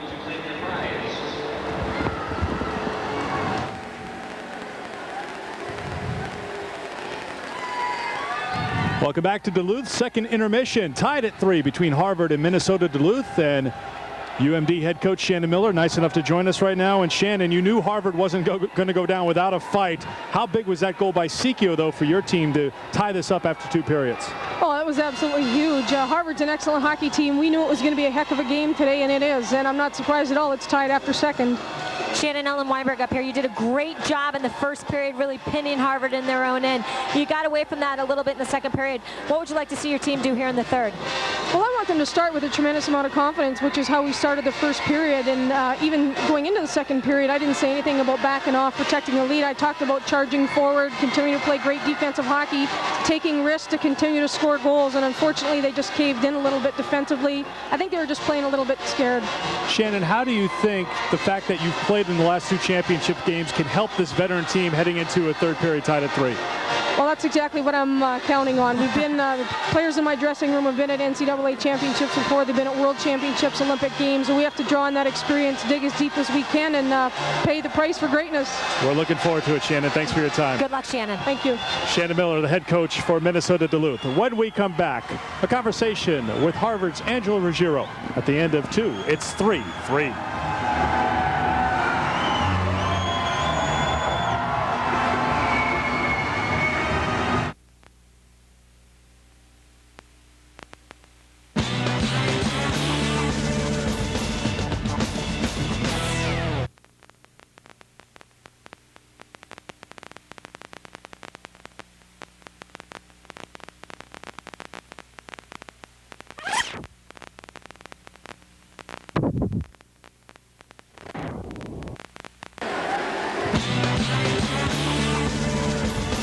Welcome back to Duluth. Second intermission, tied at 3 between Harvard and Minnesota Duluth. And UMD head coach Shannon Miller, nice enough to join us right now. And Shannon, you knew Harvard wasn't going to go down without a fight. How big was that goal by Sikio, though, for your team to tie this up after 2 periods? Oh, that was absolutely huge. Harvard's an excellent hockey team. We knew it was going to be a heck of a game today, and it is. And I'm not surprised at all it's tied after second. Shannon, Ellen Weinberg up here. You did a great job in the first period, really pinning Harvard in their own end. You got away from that a little bit in the second period. What would you like to see your team do here in the third? Well, I want them to start with a tremendous amount of confidence, which is how we started the first period. And even going into the second period, I didn't say anything about backing off, protecting the lead. I talked about charging forward, continuing to play great defensive hockey, taking risks to continue to score goals. And unfortunately, they just caved in a little bit defensively. I think they were just playing a little bit scared. Shannon, how do you think the fact that you've played in the last 2 championship games can help this veteran team heading into a third period tied at 3? Well, that's exactly what I'm counting on. We've been, the players in my dressing room have been at NCAA championships before. They've been at World Championships, Olympic Games, and we have to draw on that experience, dig as deep as we can, and pay the price for greatness. We're looking forward to it, Shannon. Thanks for your time. Good luck, Shannon. Thank you. Shannon Miller, the head coach for Minnesota Duluth. When we come back, a conversation with Harvard's Angela Ruggiero. At the end of 2, it's 3-3.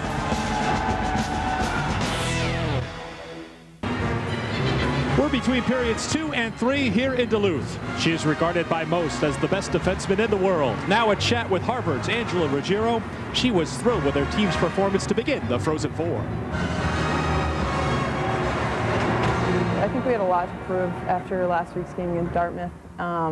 We just came out fired up and with a lot of confidence, and knowing even though we lost to Minnesota early in the season, it was early in the season, and the teams have changed, enormously since then. So we were just really fired up to play and came out. Everyone played well for us.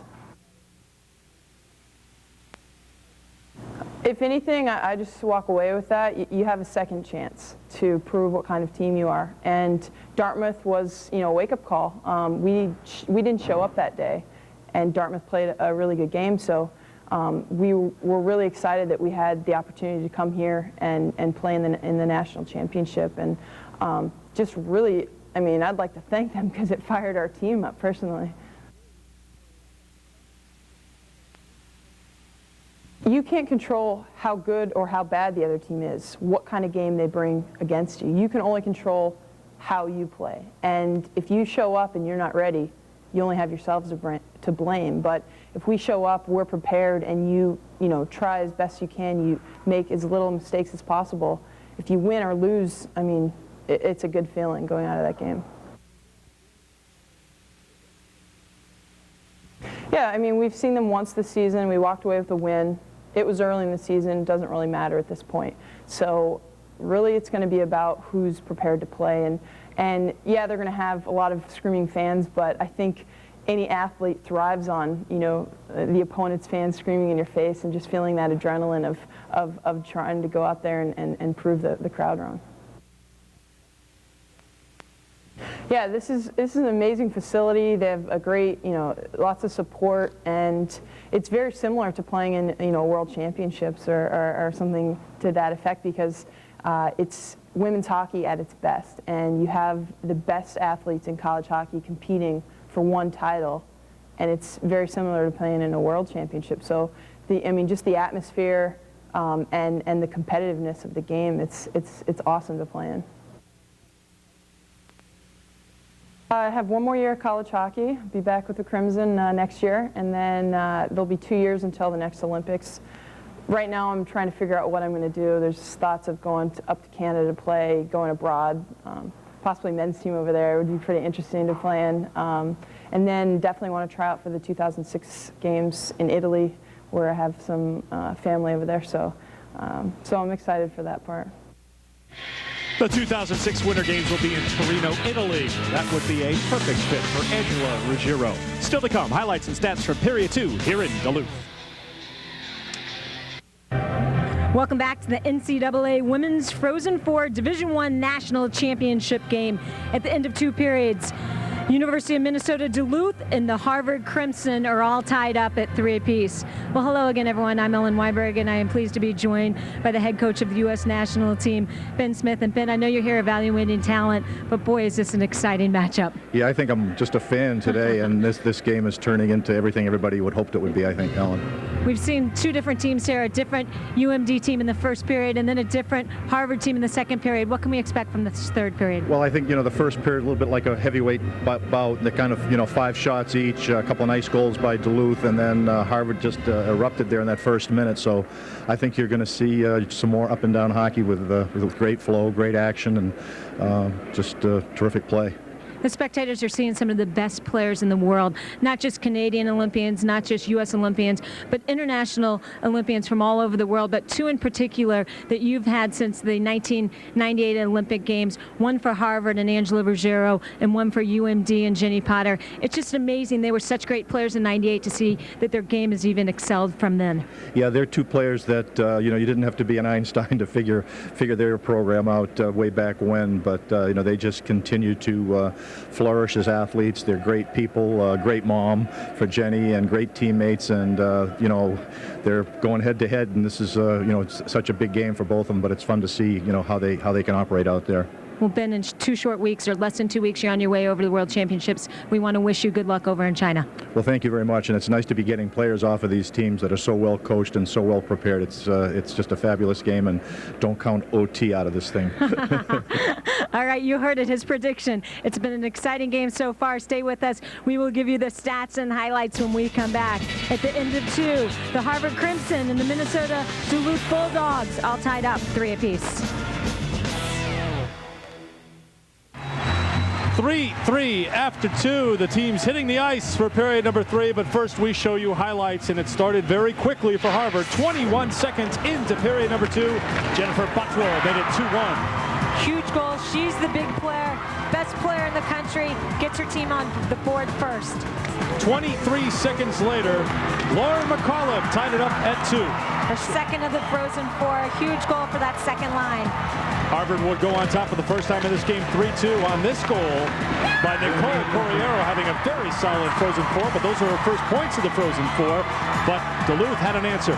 And this was huge emotionally for them. You see Hane Sikio, her second of the night. Opportunistic goal that tied things up. And that's where we stand at the end of 2 periods. The numbers after 2, UMD has outshot Harvard, but this is nothing close to what UMD did Friday.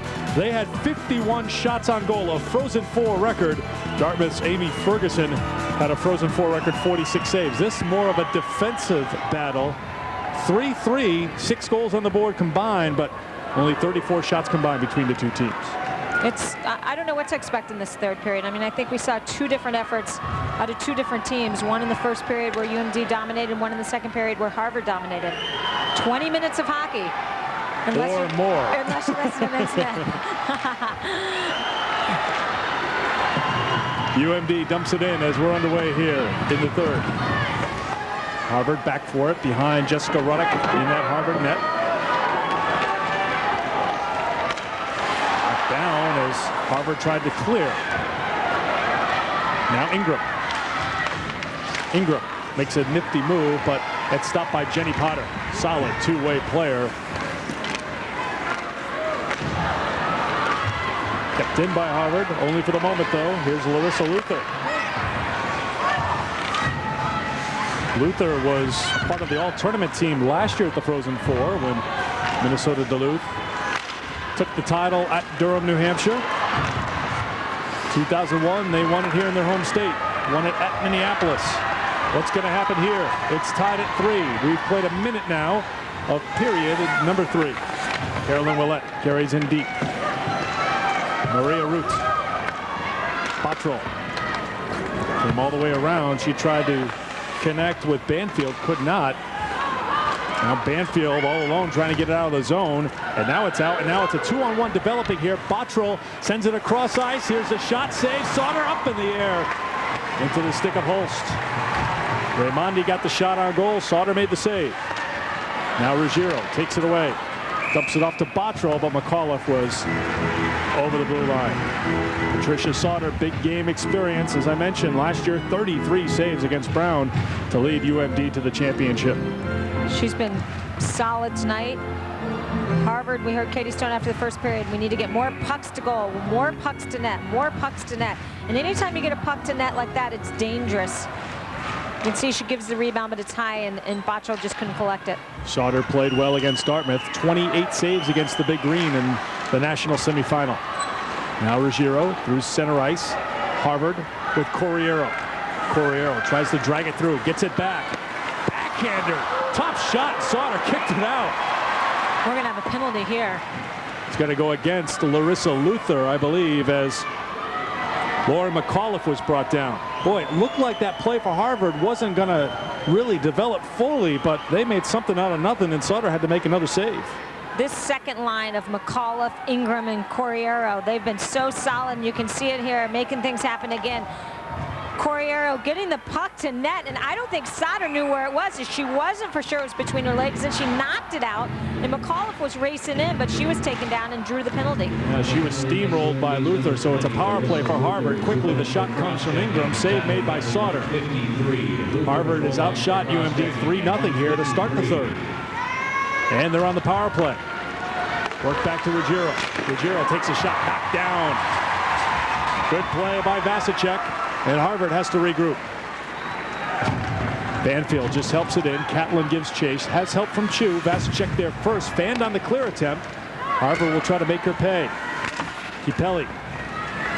She can't get rid of it. Catlin and Bottrell look for the puck. Grabbed by Tracy Catlin. She'll go back the other way. Bottrell, let it go, and now Ruggiero. Back to Bottrell. Back to Angela Ruggiero. See if she can tee up that big-time shot. Instead, it's a harmless wrister. Not a lot of traffic in front of Sauter. Give credit to UMD. They cleared a little lane there for Patricia Sauter to keep an eye on it the whole way through. Not sure about that choice. She had the lane, as you said, Eric, and she's got a rocket for a shot. But maybe she thought if she kept it on the ice, which she didn't, she just goes straight through. And yep. Kipeli in front, doing a job keeping that line of sight clear for Sauter. Harvard with 1 minute to go now on the power play. McCullough. Sauter knocked it down. Ingram picks it up. Works it off the boards. Van Riesma will try a shot and made it all the way through. Not a lot on it, but it was through traffic.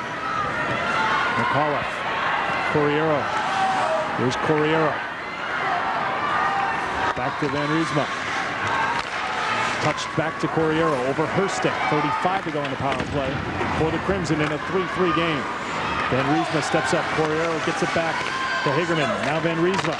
She'll try another shot, and that made it all the way through, but wide of Sauter. Now Ingram. Ingram goes down, and it's set down the ice by Minnesota Duluth. 15 to go on the power play for Harvard. Julie Chu back on the ice for the Crimson. She'll dump it in. Sauter will settle it. Final 5 seconds here as Bottrell goes after it hard. Chu and Catlin got tangled up. Penalty is over. UMD has killed it off. Banfield has it knocked away by Luther. She's the one who came out of the box. Now Ruggiero goes down. Play on. Catlin can't get it past Holtz. Now she has a second chance. Looking for Bottrell. And Bottrell just knocked down off the puck by Krista MacArthur. Here comes Julie Chu. Chu. Holtz went too high. what a great play. She just undressed Pamela Van Riesma, but could not get it on net. Chu went beyond top shelf. She threw it up into the attic. I think she was so excited that she had beat her and she was free. Well, Julie may be a little frustrated. Remember, she had the breakaway earlier. She's had a couple of good chances, and that was another one. For a sniper like that, can't give her too many of those opportunities because she'll eventually cash in. Approaching 5 minutes gone by here in the third period. Penalty coming up against Harvard, and UMD is going to go on the power play. This is a hat trick in the box for Angela Ruggiero, and this one she was not pleased with. We'll take a look at it. Looks like she plays the stick and not the man. Get a good look at it. I believe it's Sikio coming down hard. Yeah, that's from behind. That's a penalty. She clearly had her beat, and Ruggiero from behind gets right up underneath her. So we have 2 penalty box hat tricks here tonight, Ellen. Ruggiero for Harvard and Tallis for UMD. Now UMD, Potter got it back on the give and go. Now UMD closes in a little bit closer to Ruddock in goal. Here's Jenny Potter. So good with the puck. Gives it up. Sikio with 2 goals. Potter in front. Save Ruddock. McCullough trying to kick it out of the zone, and as she slides down, she does just that. And where you had to watch UMD on this power play is the back door. Ruddock got handcuffed by that one, lets it drop, and Harvard clears the zone. Bottrell out there in the penalty kill. She's going to come down and put some pressure on Sauter. Holst got tangled up as Bottrell brought that pressure, and now Harvard will just backtrack and kill off some time. Now Van Riesma with a chance, couldn't get it down the ice. Vasicek, good job. She's done a good job defensively here tonight. That saves some precious power play time. Chu takes a bump along the boards, and that's going to result in a penalty against Minnesota Duluth. Chu had her back turned right up against the boards. Looks like she's smarting a little bit, and we've gone past the hat trick for Tallis. Shannon Miller can't be happy with that. You know they're calling it tight. The crowd wasn't happy. Here's a look at it. Chu has her, yeah, that's questionable. I think what happened was she had her back to the play. Somewhat of a board in there, but not flagrant, that's for sure. Boarding is the call, so 59 seconds of 4-on-4, then it's going to be a Harvard power play. Maria Roots. Here's Willett. Willett finds Potter. Potter, Root, Willett all on the ice right now. Dangerous trio. Potter working along the boards. The home crowd wanting a call. McAuliffe grabs it for Harvard and flips it up and out of the zone, and she's given chase. McAuliffe has had a great game so far for Harvard. Now Maria Roots. McAuliffe tangles her up. Potter wanted to take off with it. Ingram trying to get around Willett. 13 to go in the 4-on-4. Then it's a Harvard power play. Bottrell on the ice. Back after it. Finds Julie Chu. Chu gets around one. Can't get around two. And it's put back out UMD's way. Ruggiero is out of the box. So it's a Harvard power play for a minute. There's Catlin. Minnesota changes up the penalty kill here a little bit. Bottrell up on right wing, Julie Chu. Here she comes, trying to get around Vasicek. Vasicek lost her stick. Chu looking around, didn't get a call, and it's set down the ice. 35 to go in the Harvard power play. Bottrell moves up the middle. Corriero kept her foot on the line. Bottrell shot, saved by Sauter. Poked away by Bottrell. 25 to go in the Harvard power play. Back to Van Riesma. Van Riesma sends it through, redirected. Sauter save, rebound, bouncing around. Ingram goes after it, far boards. Back to Ruggiero. Ruggiero tries to tee it up. That went wide. All the way through to Van Riesma. Final 10 seconds of the power play for the Crimson. Corriero and Ingram. Ingram trying to set it up in front, rolls through the crease, and UMD clears the zone, and just out of the box comes Tallis. Van Riesma backhands it out of the zone. Less than 12 minutes to play here. Third period, tied at 3 in the championship game. Now Carolyn Willett. Willett moves in. Willett backhander, saved by Ruddock. Rebound in front, saved by Ruddock, and she holds on. 11:47 to go in a thriller here in the title game. You're watching the 2003 NCAA Women's Frozen Four. We'll be back after a word from the NCAA. 3-3 here in period number 3. It was 2-0 Minnesota Duluth out of the blocks, but got to give a lot of credit. Harvard, Jessica Ruddock, doing a good job in goal. Denying Carolyn Willett here. Forces out the rebound, though, and that's always scary. And it was Tallis that gets a piece of it, but again, Ruddock comes up with a second save. Face off to the left of Jessica Ruddock, won by Harvard. Around for Chu. Bottrell, center ice. Tried to dump it in, now does. Willett after it, looks for some help, uses the boards to get it with Vasicek. Harvard coming with the forecheck. But here comes UMD on the counterattack. Roots couldn't hold on to it. Center ice, Bottrell touches it, Chu. Sends it towards Sauter. Change coming for Harvard, but Chu and Bottrell stay on the ice. That one's deflected. Willett is there. Holst kicks it with a skate. If it has enough, it's going to be icing. Icing waved off at the last second as Harvard went back to play it. Now Ruggiero touches it. Sikio with 2 goals here today. She's knocked off the puck, and now Bottrell. Jennifer Bottrell carries it into the UMD zone. Takes a shot, saved by Sauter. There's a rebound. Picked up by the Bulldogs. Long pass, knocked back by Van Riesma. And now kicked back in. Harvard makes a change. 10:40 to go here in the third. Eustace tries to settle it. Luther, center ice. That's deflected. Luther steps up to pick it up. Hacked that from behind by Corriero. Now a chance here for Harvard, but UMD closes the door defensively again. Now the Bulldogs in a 3-3 game try to wind it out of the zone. Ashley Banfield kept it right on the red line. Dumped back in. Harvard will change things up a little bit more. Corriero and Ingram stay out there to keep the pressure on them. Kept right on the line. Here's a shot just wide. Sauter didn't even bother touching it. Great play by Hagerman to keep that puck in the zone. Catlin looks it back to Ruggiero. Ruggiero trying to find that puck. Catlin trying to find someone, but it's a Bulldog player, Luther. That's back down the ice, and this time Nope, no icing again. Bottrell. Bottrell trying to poke it out. Ruggiero there to help. Here she is, far corner. Flipped up and over the glass. Stopping play with 9:33 to go. Third period, we're tied at 3. You're watching NCAA Productions coverage of the Women's Hockey Championship. We'll be back after these messages.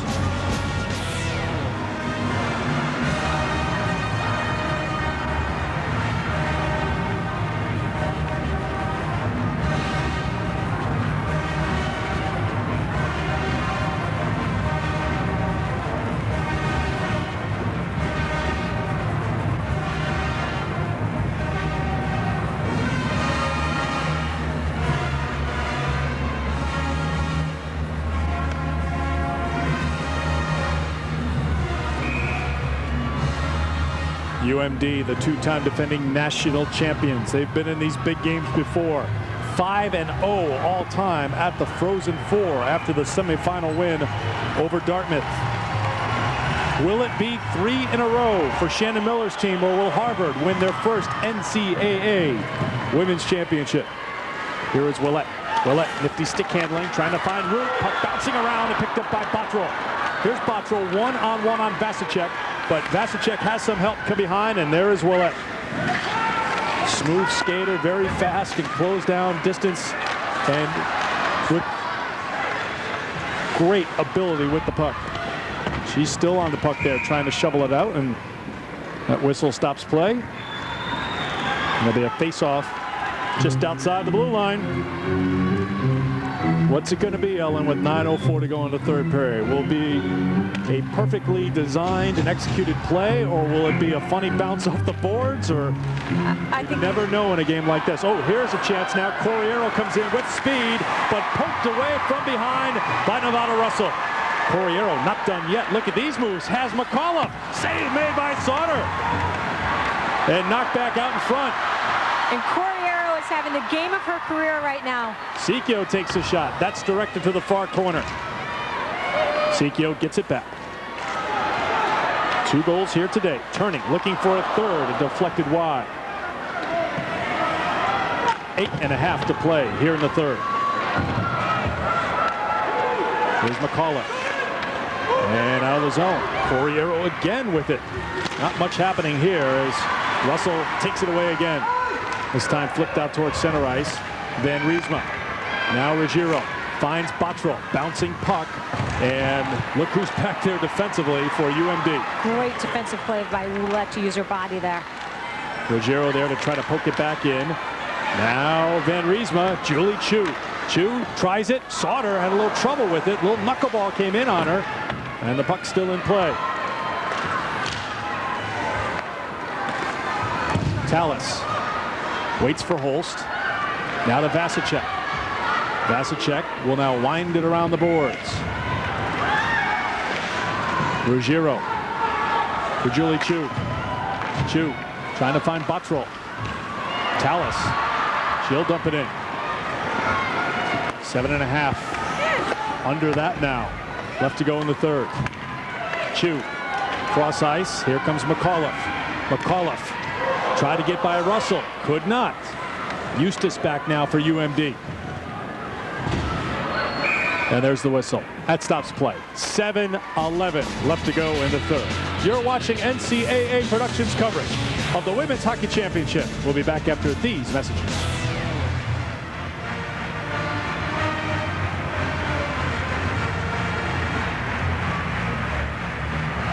They're bigger.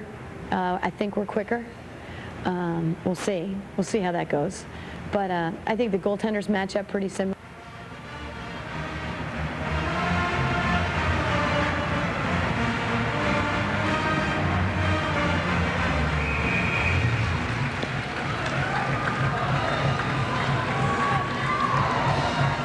In this heavyweight battle, Katie Stone shares the tale of the tape. They're bigger. I think we're quicker. We'll see. We'll see how that goes. But I think the goaltenders match up pretty similarly. It's going to be about who takes care of the puck more than anything else. I don't anticipate the kind of physical game that they played last night against Dartmouth. But I'm not saying, I don't think either team's going to back off, but I think the puck's probably going to move very quickly. Well, that's been the case. Things have moved at a very quick pace here in the championship game. Well, I like what you said about it's going to come down to who takes care of the puck, and I think that this game's going to come down to a mistake, a misplayed puck that someone capitalizes on. No one wants to move it right now. Russell and Ingram there. I'm all for the best team winning here, and maybe they should just give it to both of them. Take a look at this. Top 2 scoring teams in the country, Harvard and Minnesota Duluth, and the top 2 in goals against average in the country. So evenly matched. Now MacArthur. Persicchio. And out of the zone. Ashley Banfield sends it back towards the middle. Trying to find Luther. She carries it in. Potter tried to quickly put it on net and surprised Ruddock, but couldn't get it on target. 6:35 to go here in the third. Here's Potter. Work towards the corner. Persicchio comes in. Potter wants to come in, and Potter's going to pick it out of there. Jenny Potter still battling hard on the near boards. Not giving up yet. Tries to shrug off Banfield. Now trying to shrug off Ingram. And there's the whistle.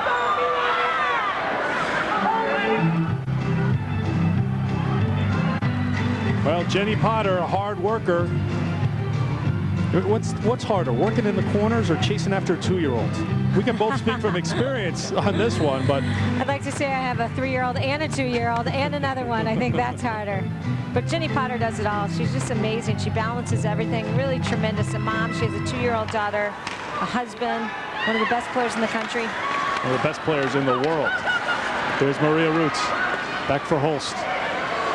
Holst for Willett. Back to the point. Vasicek keeps it in. Sends it to the boards. Ruddock comes out to poke it away. Now Roots.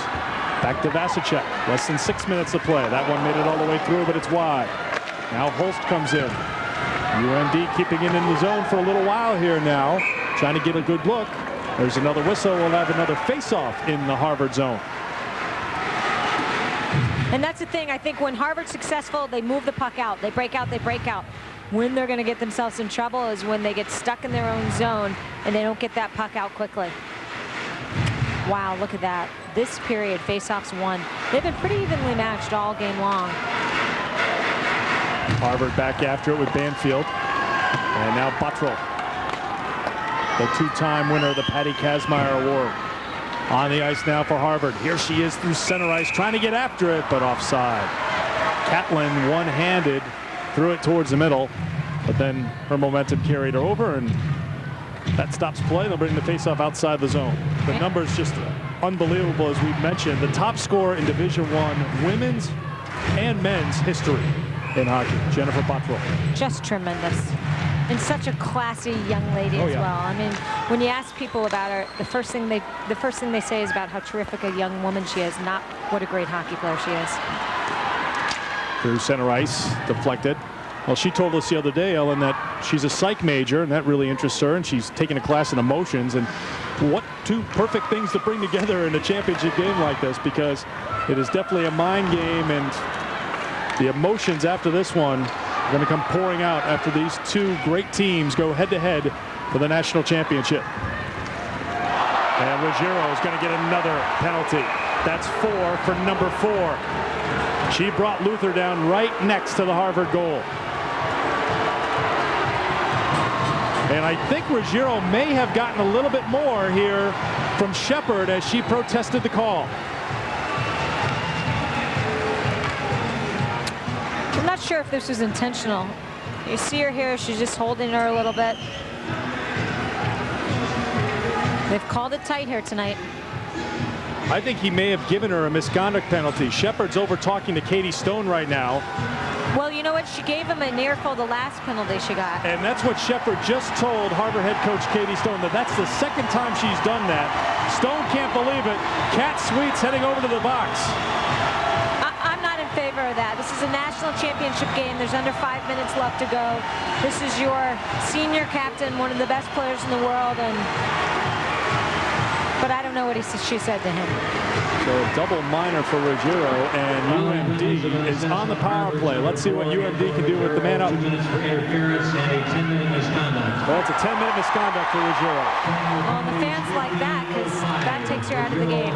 Here's Julie Chu without a stick, trying to draw a penalty, and she does. Julie Chu playing without a stick, didn't give up. What a Bulldog against the Bulldogs going after that puck, and that evens things up a little bit here. They call that an equalizer. And you can see Shannon not happy. Chu without her stick was clutching and grabbing. And here's a good look at head coach Katie Stone addressing her Harvard players. And she's got a dilemma with Angela Ruggiero in the box and in the box for the duration of the game, then into overtime. She plays 4 defensemen normally, Eric. Now she's only got 3 to go with. I don't know how you swap that, or you put one of your other players in, like an Emily Haig or Jennifer Skinner, who really hasn't seen any ice time all game long.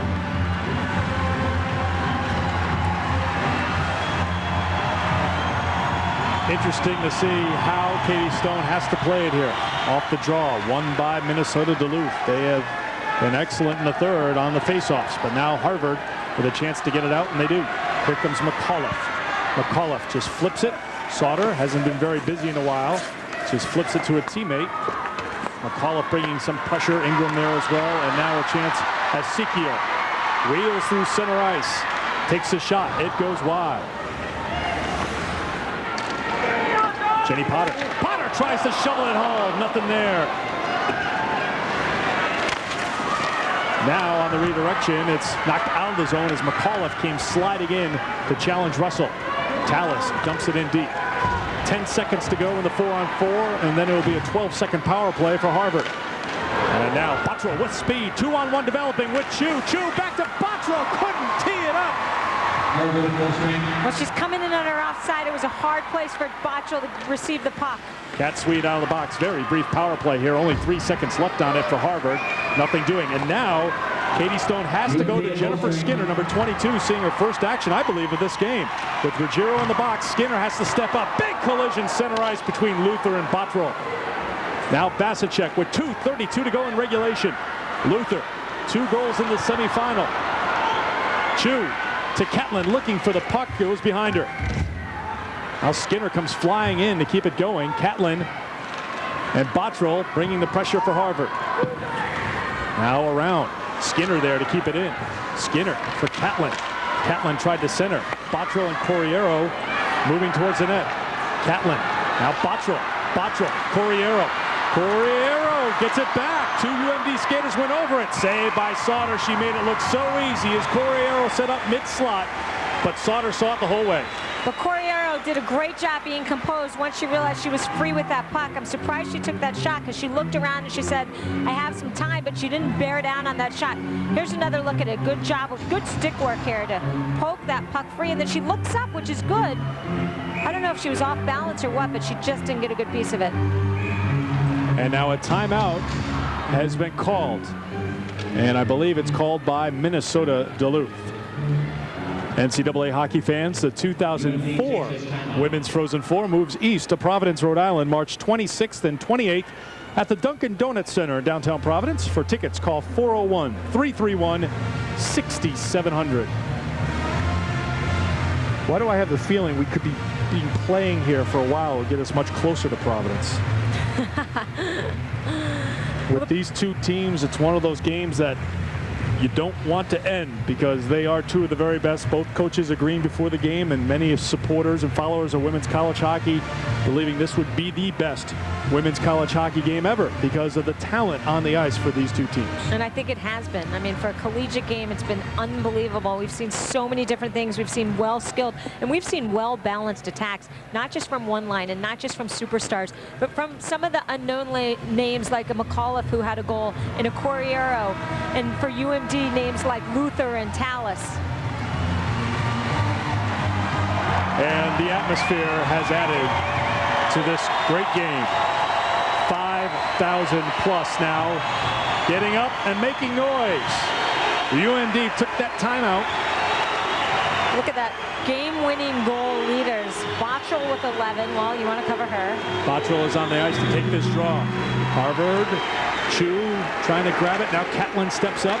Puck bouncing around. Scrum of players and out of the zone. Here's Julie Chu. She sends it in. 1:45 to play. Tied in the third. Now Carolyn Willett. Maria Roots. Roots carries through. Sends it, and Ruddock sends it to the near corner. Now Tallis. Erica Holst. Back to the point. Vasicek. Vasicek, Catlin there with pressure for Harvard. Now Roots. Around looking for Willett. Willett back for Roots. Bottrell back behind the net. Banfield there for Harvard. Duluth trying to get a good shot here. Centering pass right through the front of the net. Hagerman takes a swipe at it. Now Catlin with Bottrell breaking up through the center of the ice. Here's a breakaway for Harvard. Bottrell save made by Sauter. A game saver for senior Patricia Sauter with 1:01 to play in the third. Well, good job by Catlin to even get that puck up to Bottrell, but I think Bottrell had already lost her speed coming through the neutral zone by the time she had received that puck. And kudos for UND's Vasicek. She did a great job on the back check. You can see Bottrell had lost her speed. She stepped in front of Vasicek, but she just couldn't get much off because Vasicek does a great job getting a piece of Bottrell's stick. 1 minute to play here in the third. Sikio waits for it. McAuliffe after it. Potter out of the zone. Van Riesma dumped it back in. Corriero sticks it down. Poked back out by Russell. Looking for Luther near center ice. 45 to play. Tied at 3 in the third. Now Kaylin Ingram battling it on the air boards. McAuliffe couldn't get there. And back for it is Van Riesma. Van Riesma with UMD putting on some pressure. Now Ingram drops it for Corriero. Corriero looking for Catlin. Couldn't get it there. Picked up by Bottrell on the ice here. And it got tangled up in Catlin's skate. So it's an offside call with 23.8 seconds to play in the third. Well, Hagerman has not been off the ice in the last 3 minutes of this game. She's got a great defensive presence, but with Ruggiero out in the penalty box, they have had to utilize her, or I'd have to say overutilize her. Bottrell on the draw, kicks it back to Banfield. Now Hagerman, a little trouble with it, and Root looked up, but now has to dump it in. Now Banfield trying to get it out. Pressure comes from Tallis. Bottrell back for it, now 10 seconds. Here's Jennifer Bottrell out of the zone. Back for Vasicek. Vasicek will send it down, and icing, well, a few extra tenths of seconds rolled off the clock, and right away Harvard protesting. I agree here. That you can looked see like a full second had rolled off the clock there, and that's very important because with a face-off down in the UMD zone, does Katie Stone, if they decide to put a second back on the clock, does she pull her goaltender Ruddock and just try to roll the dice, get the extra attacker on there? Is that enough time for something like that to happen? Well, she's doing it. I'll tell you right now. I can see Ruddock coming over to the bench. Well, they haven't put the time up on the clock yet. But the interesting thing with this is face-offs have been dominated by UMD. So they're going to leave half a second on the clock. Extra attacker on. Bottrell tried to shoot right off the draw, and it made it halfway to the goal. And fittingly, we have overtime. Ben Smith, you know, he predicted it. Well, we'd like to thank you because this game deserves some extra time.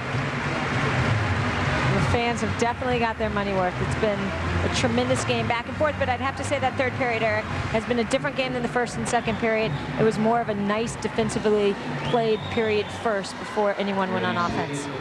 The teams leave the ice. They'll bring the Zamboni out. We will resurface, and we will play a 20-minute sudden death overtime period, and we'll keep playing overtime until this game ends.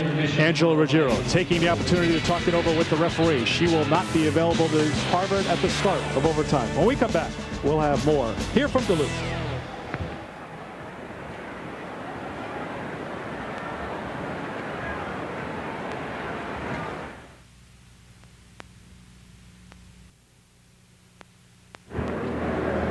Overtime waiting in the wings. 3-3 our score at the end of 3 very entertaining periods here at the Women's National Championship game. Eric Fried back here with Ellen Weinberg. Well, we expected a great game, and Ellen, I think we've really seen one here today. Absolutely. You still see me smiling. It's been unbelievable. We told you off the top you're going to see one of the best women's collegiate games ever played, and that's exactly what they've delivered. Now, let's talk about what to expect at overtime, because obviously Minnesota Duluth has been down this road before. Not overtime in a championship game, but they've played in 2 prior championship games. Does that big game experience help in a situation like this? I don't think so at this point. I think there's so many players out there that have big game experience. I think right now it comes down to who takes care of the puck. We hear Katie Stone say that, and I think it comes down to someone making a mistake and the other team being able to capitalize on it. We talk about this being the biggest stage in women's college hockey, but many of these players have played in the Olympic stage, which takes the intensity level up just a little bit. Before this game, we asked Shannon Miller about these 2 teams, Harvard and Minnesota Duluth, and how they have elevated their games to get to where they are today. The difference is between, I think, with Harvard and UMD versus some of the other teams right now is our players move to open ice and the puck is moved to where someone should be. And the players skate to open ice. Our players do that, Harvard players do that. That's the game at the next level. And really, these are mirror images. You look at the shots on goal, 28-28 in this game. So they are very evenly matched. And let's show you what happened in this game. We're going to show you all 6 goals. And they came from Minnesota Duluth back in the first period. 5:17 in. Willette from Potter made it 1-0 Minnesota Duluth. And then Hanisicchio made it 2-0. The shots were 5-5 in the first period, but it was 2-0 at the end of one. Second period, 21 seconds in. Jennifer Botwell, her 47th goal of the season, made it 2-1. And then just 23 seconds later, McAuliffe, her 17th, tied it at 2, but Harvard wasn't done. 14:46 mark of the second. Corrieros had a solid frozen 4, made it 3-2 Harvard. And then Hanisicchio, with 2.5 minutes to go in the second period, tied it at 3. No scoring in that third period. And I think as we look at the numbers, you have the goaltenders to thank, because Sauter stopped Bottrell late in the third period, and we saw Ruddock on the other end make a couple of key stops too.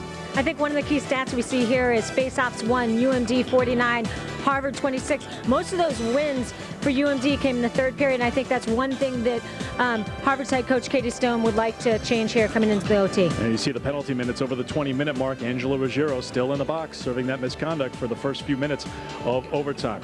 When we come back, we'll talk more about this game. It's 3-3 at the end of regulation, with overtime a couple of minutes away.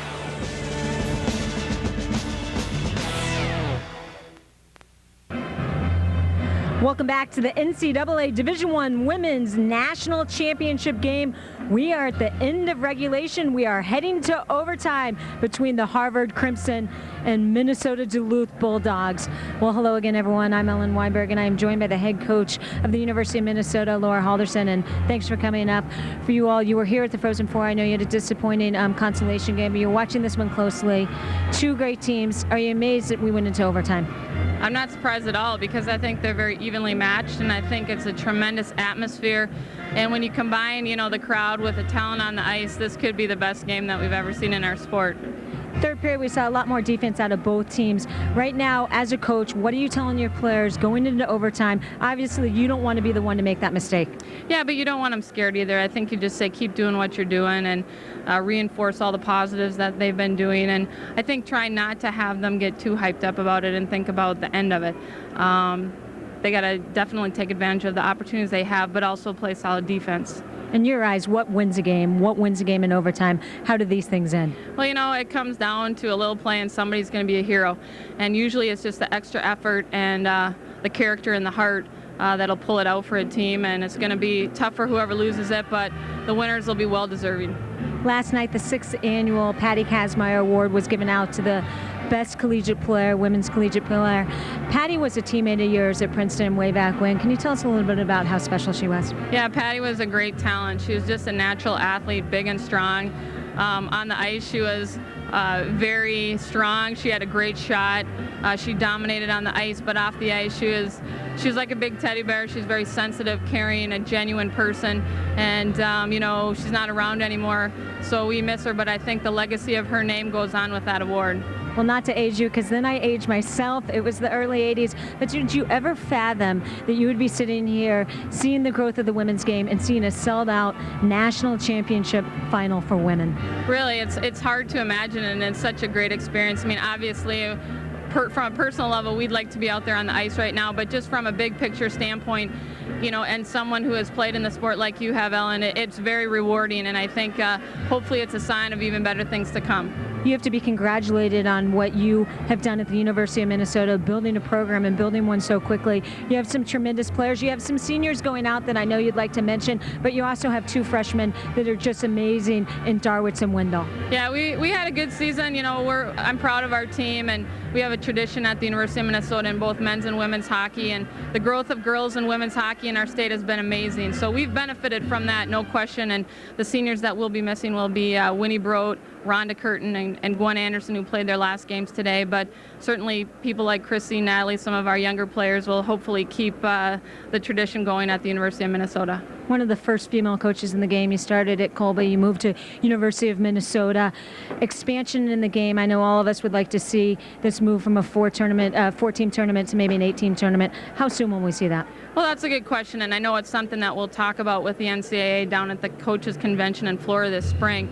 You know, it's the growth of the sport, and of course we always want more as soon as we can have it, and I'm sure the NCAA is trying to take it a step at a time, but I think that this weekend should help our cause because, you know, there's great attendance, there's great talent on the ice, there's no reason that, you know, they couldn't expand it to a few more teams.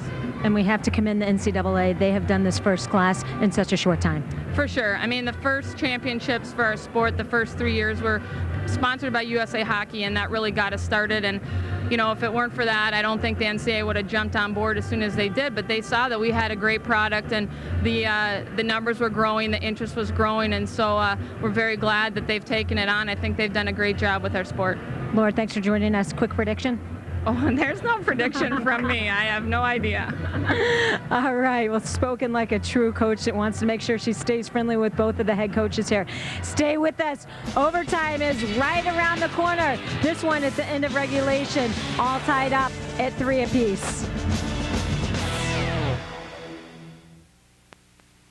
See, the officials are back on the ice. They're ready for overtime. We're ready for overtime. We just need the 2 teams. They'll be out of the dressing rooms in just a couple of minutes. Tied at 3 in the championship game. Now, Ellen, as a former player at UNH, what happens at overtime for a player? How do things change? How does the mindset change? Well, I won 3 ECAC titles, which was the furthest you could go then. 2 of them went into overtime, but it doesn't seem like just yesterday. What I can tell you, Eric, is Laura Halderson, the head coach of the University of Minnesota, said it perfectly, and that's you don't want to come out here and play tentative. You don't want to come out here and be scared of making a mistake, and I think that's what both head coaches are going to say to their team. Hey, we got here because we stuck to our game plan. We need to continue to stick to our game plan and execute.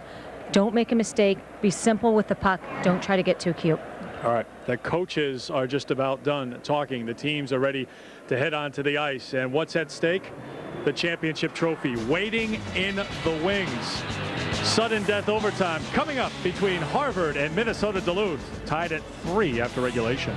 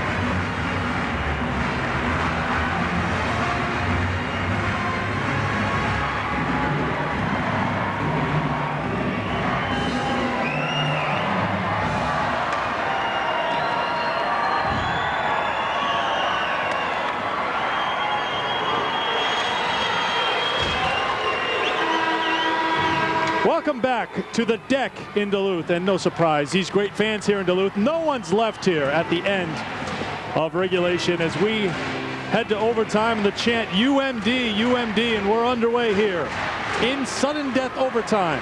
Played like a normal period, 20 minutes on the clock. They've resurfaced the ice, and Angela Ruggiero still in the penalty box, serving the misconduct. Now UMD trying to set it up. Pass a check. Made the extra pass. Willette let it go. Turning and shooting. Save by Ruddock on the try by Tallis. Center ice. Bottrell tangled up through the neutral zone. Back the other way. Van Riesma Sends it cross ice looking for Chu. Bottrell is going to tap it forward to Chu. Tried to find Bottrell back on the right wing. She sends it back to Sauter. McAuliffe. She has been a pest all night. She's played well. Scored the second goal for Harvard. Now Corriero scored the third goal for the Crimson. Intercepted Skinner. Got tangled up. Now she's back as it's sent out by McAuliffe, but not out of the zone. Now Skinner back for it. Skinner playing with Ruggiero in the box. Corriero out of the zone. And that's flipped up and over. Stopping play with 1:10 gone by here in overtime. Corriero's just been superb all game long, and that's what they needed. In the first game, I thought they played great in the first semifinal game, and it was a big win for them, but I don't think they got as much out of the second line as they have tonight in the national championship game. That's Harvard. Flip down the ice. Van Riesma back for the Crimson. Jenny Potter brings some pressure. Sikio tries to convert on the turnover. Now it's back out through center ice. A race for the puck on fresh ice. Bottrell goes after it. Hawked at by MacArthur. Now Sikio. Sikio. Center ice, Luther. Luther dumps it in onto the stick of Hagerman. Now bouncing around in the neutral zone. Grabbed by Van Riesma. But right to Jenny Potter. Dumped, settled by Van Riesma. Kicked back and now out of the zone. 2 minutes gone by, sudden death overtime. Women's national championship game between Minnesota Duluth and Harvard. Carolyn Willett. Willett carries it in deep. All the way back behind the net. Now Erica Holst. Willett back on it. Tried to find Holst. Heads out to Maria Roots. Holst lets it go Willett. Willett draws a crowd. Hagerman ties her up. Van Riesma trying to come away with it. Holst there. And a good play by Van Riesma to find Hagerman. Harvard's going to try to get it out of the zone. Chu settled it. Bounces in front to Van Riesma. Now some room for Harvard to get it out. Sent up off the boards. Here is Ingram. Root sends it back off the glass. Willett couldn't get there. Skinner dumps it in and chases after. Well, Skinner putting some pressure on. Skinner's a player that has played in every game this year for Harvard. Only a freshman. But as you mentioned, Ellen, there's not a lot of ice time. Yeah, there's a difference between dressing for every game and actually playing. And Katie Stone, as you said before, gone with 4 defensemen and really shorten up her forward lines. Battle in the far corner. Ashley Banfield trying to keep it there for Harvard. Duluth trying to kick it out. Sikio works at the Potter. Potter turns, looking for space, finds some. In front, made it all the way through. Not much on that, but Rodick had to cover it up. And a great save there to cover that up and not give a rebound. Potter is so dangerous. Watch how clever she is on the puck. Just her stick handling frees her, and she just gets it to the net. She knows Larissa Luther's there. Again, you can see her. She's so clever on the puck. It's like glue, and she just gets to the net. It was a backhand. She didn't get much on it as well. Van Riesma trying to find McAuliffe or some Crimson help on the near boards. And now it comes from Ingram. McAuliffe hustling after it. Knocks it forward. There goes Corriero after it for the Crimson. Willett pins her against the boards, and now Erica Holst carries for Minnesota Duluth. Intercepted by Hagerman. She'll give it a go. Sauter just gloves it, holds, and she'll hold it for a face-off.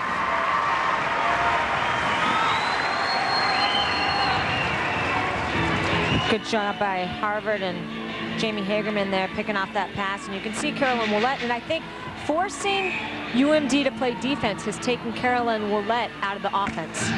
Bottrell on the draw, won it back. Here's a shot, bounced right past Sauter. Wow. Now Holst for UMD with a little space, tries the home run pass. Here's Tallis, puts on the brakes, but Julie Chu back checking to take it away. Didn't have it on her stick too long. Now another turnover, setting it up, looking for Roots. Bottrell hit by Luther, play on. Really going to have to take something significant for a penalty to be called in overtime. Let's hope so. Now Luther. Luther, give it a try. Ruddock, and offside the call. Ruggiero jumping around in the sin bin, anxious just to get out of there. You know, they'll open up the door. You don't have to jump over the glass, Angela, but still with a couple of minutes left to go on that 10-minute misconduct. And in fairness to her, she's been such a tremendous asset to the college game. This is not where you want to finish your collegiate career. She's just hoping overtime keeps going so she has a chance to get back out there. But she would take a crimson goal, I'm sure. Here comes Potter. Potter carries it in. Stick handling. Tried to backhand it on goal. Banfield was there. Here's Luther. Back out to Russell. Russell for Luther. Luther had it knocked down, but UMD still has it. Sikio. Potter chasing after it. Lets it go for Luther. Potter gets it back. So dangerous setting up behind the net. Found Sikio. Ended up on top of the cage. Here's Potter. Potter takes the hard bump from McAuliffe. Now Luther all the way through, and it's gloved by Ruddock. Great awareness by Jessica Ruddock. They have been pressing in this overtime, Eric, and she has come up big. Ruddock goes right to the referee, Shepard, as she had a lot of traffic right in front of her, and more than she would have liked in the crease area. Here's another look. You can see the puck comes across. And not all alone, but not pressured there by the defenseman for Harvard. UMD gets a piece of it. Bottrell kicked out of the face-off circle. They bring Ingram in, and UMD wins the draw. Maria Root looking for room, sent it wide. Rebound, bouncing around. Hagerman giving chase. Root is there. Referee gets bumped into on the boards. Now Tallis with a chance to keep it in. Tallis looking for the puck, bouncing around, and now out of the zone. Sent back in and offside. Great stick work by True to get a piece of it. So strong in her stick for a freshman. Harvard 3, Minnesota Duluth 3. The Bulldogs jumped out here on their home ice to a 2-0 lead in the first.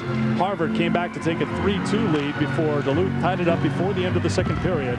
That's where we stand right now, 3-3 in a very evenly played game. Now Willett carries all the way in. Couldn't get a shot off, and Riesma picks it up for Harvard. Tries to get out of the zone, cannot. Root kept it in, and now it comes back out, and UMD backtracks. Vasicek waits. Off the boards, into the skates of Hagerman. She sends it to Bottrell. Bottrell trying to find it. Bottrell's been a hero before in the championship game back in 1999. In the AWCHA championship game, the championship that preceded the NCAA Frozen Four. Bottrell scored the game winner in overtime against UNH. Well, the apple doesn't fall far from the tree. Her mother was a two-time Olympic speed skater for the Canadian Olympic team. Her dad's a great sports psychologist. Her brother's a great athlete. Skinner trying to get it away from Potter. Skinner, a little trouble here. Potter send it through the middle. Now McAuliffe. Sikio and McAuliffe keep battling. Now the puck bounces to the middle. Skinner gets it out of the zone, and chasing after is Corriero. Corriero puts on the brakes, looks for help, will take a shot. Sauter with the save, comes out towards Skinner. And playing in deep. Bottrell there to wind it around. And Skinner has done a great job stepping in as a freshman and holding her own. In a couple of anxious moments, Hagerman takes it, gloved by Sauter. Again, big game experience for Patricia Sauter. Played in the championship game last year and won. Goaltender for the Swiss national team. And she's a player last year that stepped in when she wasn't the #1 goalie. And their #1 goalie, Paputi, went down, and she really stepped in and won this thing last year for UMD. Bottrell tries to take it right off the face-off. Now picked up by Catlin. Catlin sends it to the far corner. Bottrell gives chase for Harvard. Bottrell for Catlin. Here's Catlin. Back out Hagerman. Hagerman through a screen. Rebound sitting in front. Picked up by Vasicek. Sauter saved it. Chu picks it up. Shot. Saved by Sauter. And that was close. The 5-hole was open, and Patricia Sauter, and Chu put it just there, but she handled it with an open 5-hole with her stick. Great opportunities for Harvard. Take a look at this. The first chance, it goes into the corner, and then a misplayed Chu jumps up on it. She saw the 5-hole. She put it where she needed to put it, but Sauter came up with the save. Ruggiero out of the penalty box, and since she exited the box, as the shot comes, it's redirected before it gets to the goal. She's been out there banging her stick. She was pumping up her teammates, yelling at the UMD bench, getting that game face back on after she cooled off for 10 minutes. And Ruggiero is out there, and those legs are very fresh right now. Here's Holst. Willett challenged by Bottrell. Up through center ice, Maria Roots. Where's the puck? Picked up and high and wide on the bid by Tallis. Now here comes Chu, far side for Harvard. Broken up by Russell. Back for it, Angela Ruggiero. She's challenged right away. McAuliffe trying to find Bottrell, who chases after that puck. Tries to get it before icing is called. And a good challenge there. They play on. Backhanded out of the zone past Banfield. Now Corriero trying to kick it free. Look at Potter stick handling through center ice. Gets some room, takes a shot, save, Ruddock, rebound in front. Knocked aside. And out of the zone. Ingram chasing for Harvard. Barreling right after it. Gets some help from McAuliffe. 11:36 left to go in sudden death overtime. Tied at 3. Hagerman sent it forward. Ingram goes after it. Harvard will change up. Ruggiero, after a brief rest, comes right out to intercept that pass. Winds it around the boards. Took the bump from Sicchio. Now Russell on the far boards. Ruggiero first one there. And now a chance. Catlin with Bottrell trailing. Here's Catlin, drop for Bottrell. And a great challenge there by the senior, Erica Holst, as Bottrell was teeing it up. Great job by Sauter covering that up and not giving any room to breaking in Tracy Catlin. It all started with Ruggiero breaking up the play in the neutral zone. The puck comes back to Bottrell. Good defensive play there by UMD. Face-off to the left of Patricia Sauter. Bottrell on the draw against Holst. Won by UMD. Ruggiero tried to keep it in. She does. Turns it back towards the goal. Chu chases it for Harvard. 9 minutes into overtime. Willett for Maria Roots. Roots, big game player. Moves through center ice. And offside the call. Holst and Chu got tangled up just outside the blue line, and Holst got carried in offside. Holst looks hurt here. Big collision. Yeah, it may have been knee to knee as Holst is limping off.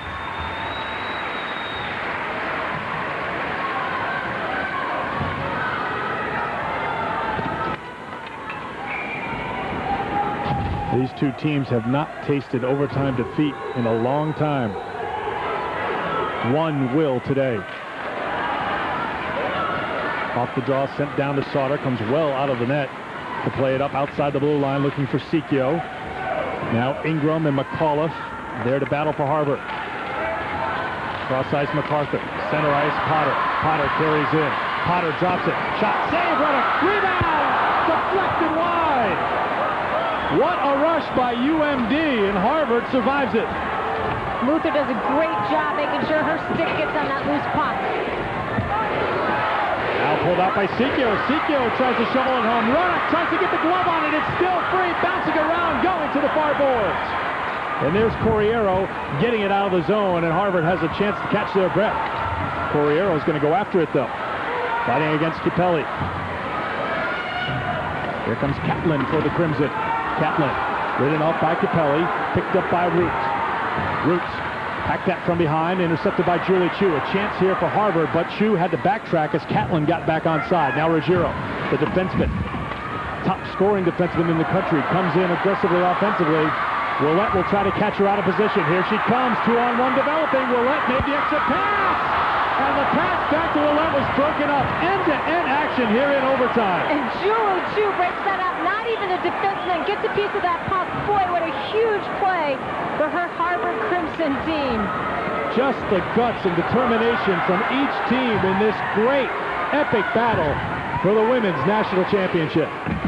McAuliffe, Ingram, trying to find Hagerman at the point. Sends it towards the front. McAuliffe waiting for something. Turns, shoots. Sauter looking for it. Went just wide. just missed the post, but the whistle was blown by Shepard, stopping play. Well, a lot to get to. First of all, this rush by UMD and Julie Chu. That was a scramble down low that Reddick comes up huge. Another scramble down low. Reddick looks just great. And then it's Julie Chu on this 2-on-1. The initial pass was great, but she just gets a piece of it, and she's lucky because she had overcommitted at that time. Look at the reaction of the UMD bench. The right people had the puck. That's who you want going in on a 2-on-1. Off the draw, Catlin tries to take it to the net, taken away by UMD and through the legs of Van Riesma. Ruggiero back there for Harvard. Now Van Riesma, center ice, Chu, finds Bottrell. Here comes Jennifer Bottrell, waits, drops it. Catlin, Chu, bouncing around and sent to the far boards by Potter. Ruggiero turns and fires, intercepted before it gets to Sauter, who was down, but Harvard couldn't get a shot on. Now Bottrell fights, Chu takes it away. UMD clears the zone. Sikio, 1-on-3, got around one defender, but couldn't hold on to the puck. Now Chu on the near boards for Harvard. Big crowd over there. Sikio down, not getting up yet, and there's the whistle stopping play. 8:15 to go here in sudden death overtime. We are at the deck in Duluth, Minnesota for the women's championship game here on Frozen 4 weekend. Along with Ellen Weinberg and our crew, I'm Eric Freed. It's been a classic as Shannon Miller's Minnesota Duluth Bulldogs are battling in overtime. Root shot, Reddick almost slipped through her legs there. She tried to stick it away, but she held on. And Eric, that's what's so scary about this. Sometimes it's those innocent plays in a game like this, in overtime. They become the difference maker. Just get the puck to net. Maria Root's so smart, and you never know what's going to happen. Face off to the left of Ruddock. Holst turning, wanting to send it back to Root. Banfield there for Harvard. Finds Hagerman. Hagerman up ice. Corriero uses the boards, wanted to go after it. Ingram there to help. Good pressure here from Ingram as UMD tangles up back behind the net. Roots. McAuliffe trying to keep it going for Harvard. And now Holst back for UMD. Center ice, Ruggiero there to intercept it. Poked away by Tallis. Ruddock sends it to the corner. Tallis and Ruggiero do battle there. Centering pass comes out to Harvard. Potter picks up the loose puck. And that was knocked to the near boards. Now Sikio. Sikio. Potter wants to set up in front. Ruddock covers up. Well, Katie Stone says what she expects from her goalie is nothing less than doing her job. I'd have to say tonight she's done a lot more than doing her job, Eric. Ruddock second in the country in goals against average. Heading into Frozen 4 weekend. He's given up 4 here in the Frozen 4, 1 in the semis, 3 here today. It's 3-3 here in overtime. Here's Julie Chu. Chu turns. Good chance. Went just wide. Julie Chu, the top-scoring freshman in the country, had another good look. She's had a couple of them here today, but has been unable to score. Now Honey Sikio. Sikio thought about it, holds, puck bouncing around, and an opportunity here for Harvard, but they had everybody back defensively. Now Ruggiero tried to make one move, taken off the puck by Vasicek. Off the boards, Willett. The very dangerous Carolyn Willett will just dump it in. She'll go off and get some needed rest on the bench as these two teams try to keep these lines moving.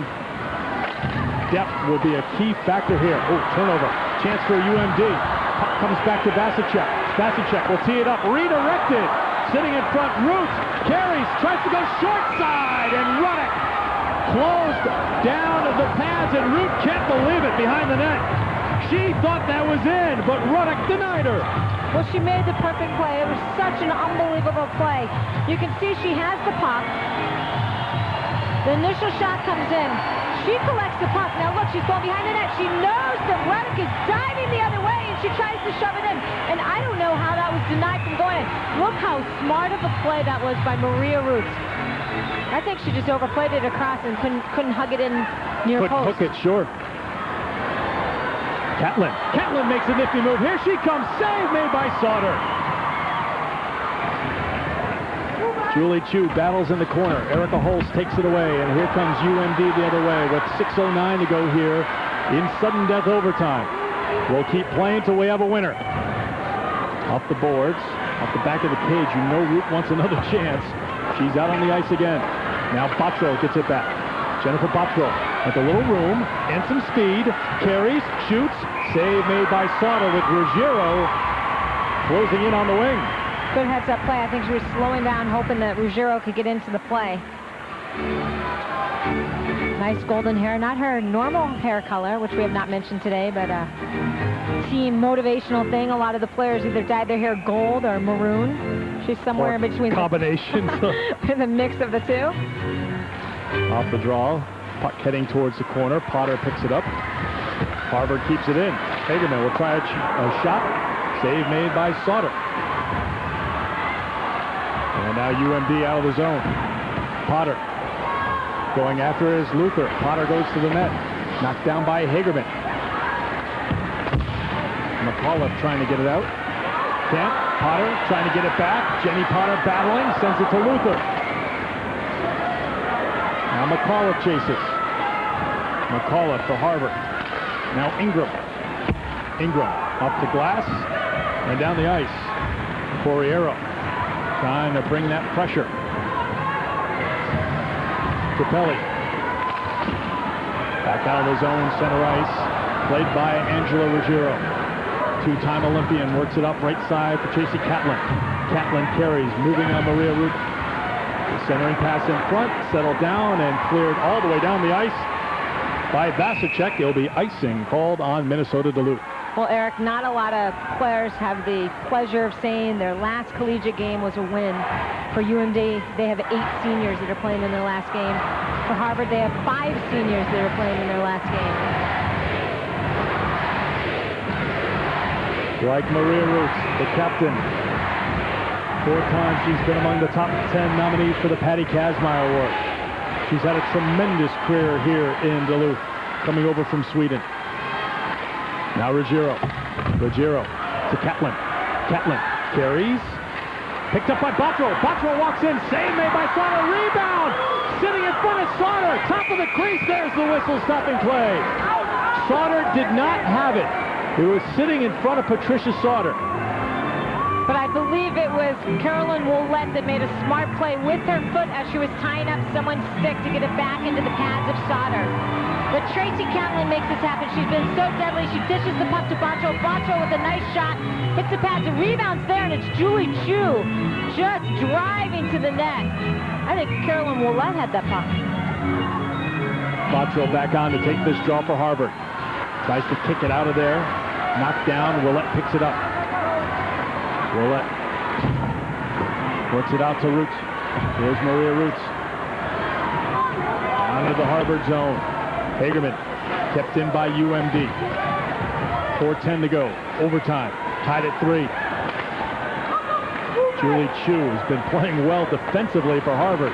Broke up one great opportunity. UMD looking for another. Potter in front.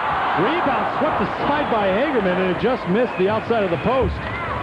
Now Potter there, and Harvard's going to take an icing, but I think this is on Patricia Sauter. It is, so they play on. Willett dumps it in. Van Riesma finds Corriero. Corriero trying to find some room to get it out of the zone. She does, but it's shoveled right back in by MacArthur. Stopping play as it made some contact, I believe, with the Harvard bench. With 3:34 to go here in overtime. Who's gonna be the hero? Oh, I Shannon Miller would like to to be the hero. I hate it. Well, like you said before, and I'm sure it's every player's nightmare, Ellen, and you said you had success in overtime, but you just want somebody to be the hero. You don't want it to be something, a little bounce, some bad puck luck, or something that just goes off. And you know what it is for me? I'm such an emotional person, and whenever I see a senior playing in their last game, it just breaks my heart, and you want them to go out. You know, it's so hard to give the game up as is, but you want them to go out champions. Well, I could say that these seniors out here on the ice today are going out champions just in the way they played here today. It's been a great game. We're here in overtime, and as Banfield wanted to clear it out, she sent it right over her bench. Absolutely. Both teams have to be so proud of the way they came out and competed. 1-2 in the country all year long, battling back and forth. What a run it was for Harvard between November 17th and March 16th. They went unbeaten in 27 straight games. But west of Cambridge, Minnesota Duluth was putting together its own remarkable run.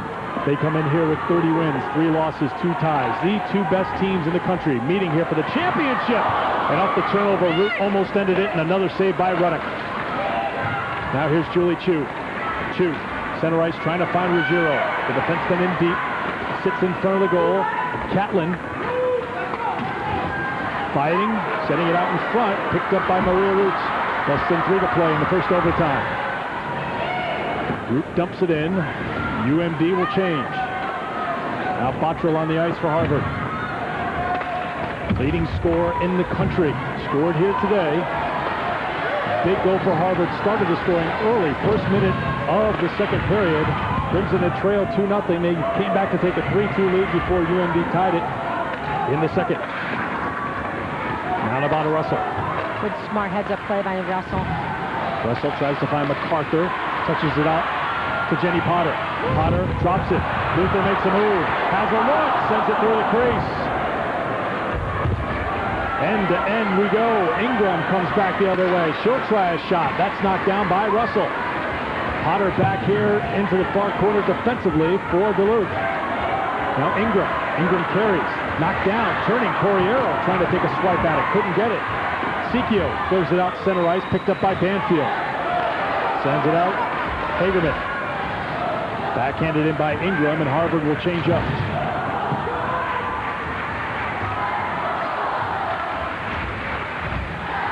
Catlin will go after it. Root will go after her. Really, both teams just rolling with 2 lines right now. So fatigue a big issue as these two go head-to-head now with 1:24 to go in overtime. Well, since Angela Ruggiero came back out of the penalty box, we have not seen Jennifer Skinner, but she did a remarkable job stepping in such a big game situation, a freshman, under circumstances that were out of your control. We had not seen a lot of ice time and covered for Angela Ruggiero. That's good to point out. Katie Stone going with 2 forward lines, 2 defensive pairings out here. So that's one thing Shannon Miller, she will use all those listed on the line chart as defensemen. Obviously with the torpedo system, it's a little bit of a mix and match the way they attack. But I think Harvard's done a great job of really containing that torpedo system and not allowing them to get those fast breaks and those numbers up by keeping them in their own zone and forcing them to play defense. They're still smiling on the Harvard bench. That's a good sign.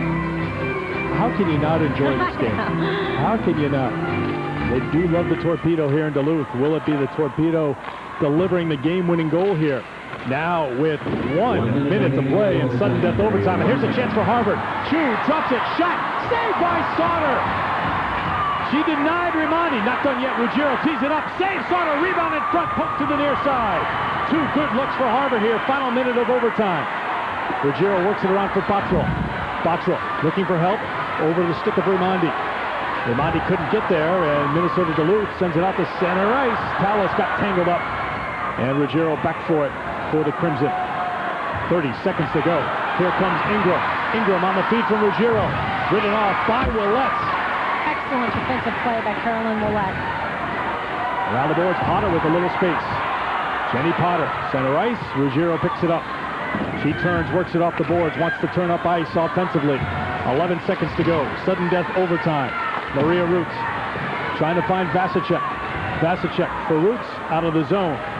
Backhanded in by Hagerman, and it goes into the Minnesota Duluth bench. Stopping play with 2.3 seconds to go in overtime. Patricia Sauter coming up big. Look at this save. The puck comes over. And just an excellent job on Jennifer Raimondi. And they come in on her offside, coming in like that. She couldn't collect it. And then right after that, a good look by Angela Ruggiero. A career-high 39 saves for Patricia Sauter. And a few of them have been big ones. That's the end of overtime number 1. The teams head off to the dressing room. We'll resurface the ice, and we'll do it all again. One overtime in the books. We played 4 periods of the championship game. It's been fun. 3-3 at the end of 1 OT.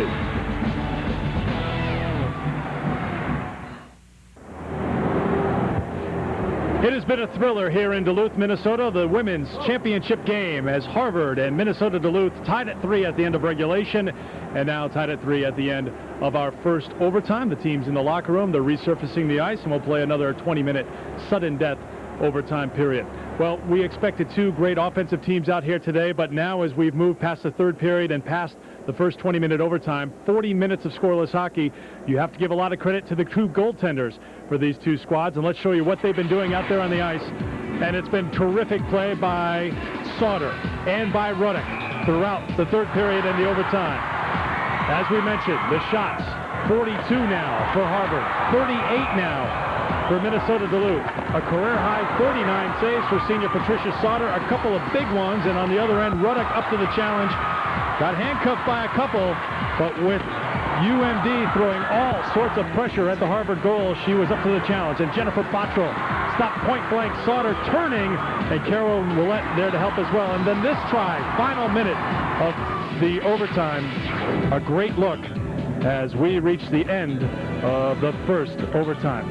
And there you see the numbers, scoring chances, the shots, all adding up. No penalties in the third period, or rather in the overtime period. And you see the face-off number, almost a 2-to-1 edge for Minnesota Duluth. And it's been a thriller here for the women's national championship game. Much more to get to here during our overtime intermission. 3-3, Minnesota Duluth and Harvard, as we are here in overtime.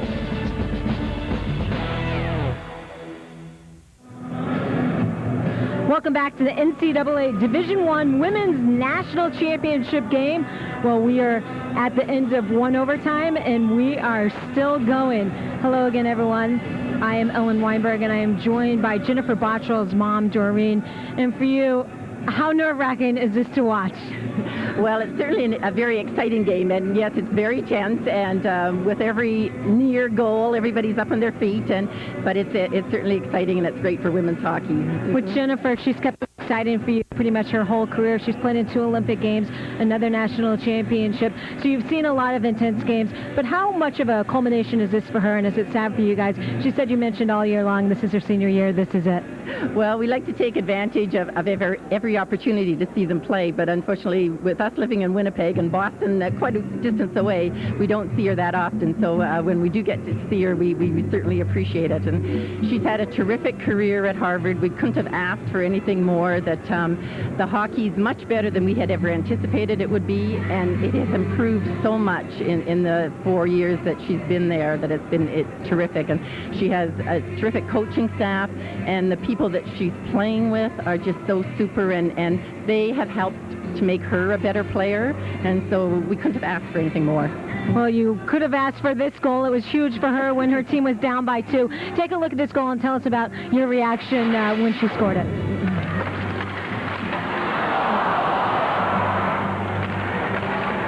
Well, just everybody was just up on their feet, and it was so exciting. And I don't think I've ever seen her so pumped after a goal as she was after that one. And that certainly got the team pumped up, and then Harvard came out again and scored, so it was terrific.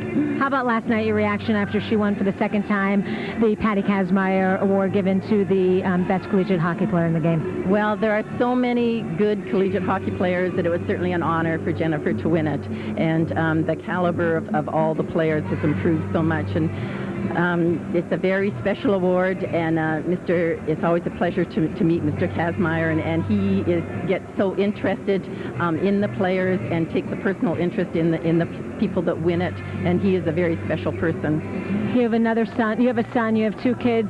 Jason won a national championship with Michigan. I know you'd like to see your daughter win a national championship here, but I know Jason's in Buffalo watching this one closely. He is. He is playing with Buffalo, and fortunately they don't have a game today, so he will be watching this, and I'm sure he's very excited. All right. Well, good luck in the overtime. We hope that it gets finished in the second overtime. I know where your hopes lie. Thanks for joining us. Stay with us. A lot more exciting action to come. This one all tied up at the end of the first overtime, 3-3, Harvard and Minnesota Duluth.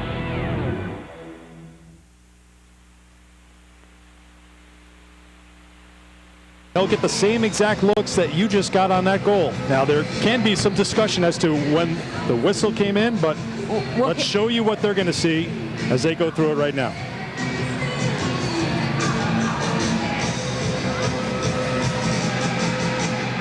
Here's another look at it. You can see Sauter has it. From here, we can't tell if the puck is loose or when the whistle blows. There's no doubt the puck went in, and that's going to be the question. Unless they're 100% sure. Right now, it is not a goal.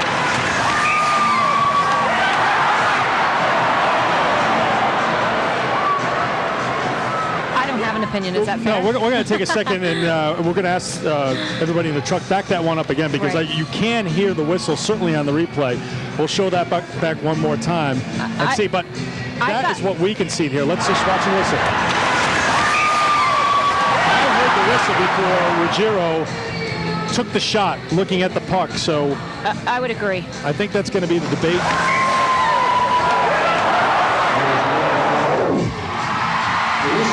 Now Shepard has come out, and it's no goal. And that's exactly what he said, was the whistle had blown prior to.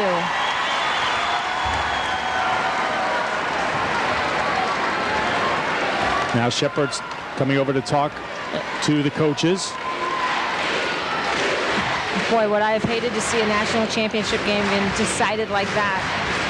Well, that's what video replay is there for, but the call on the ice was no goal, and it, like you say, Ellen, it's going to take a lot for it to be turned over. But Katie Stone wants to debate with Shepard a little bit.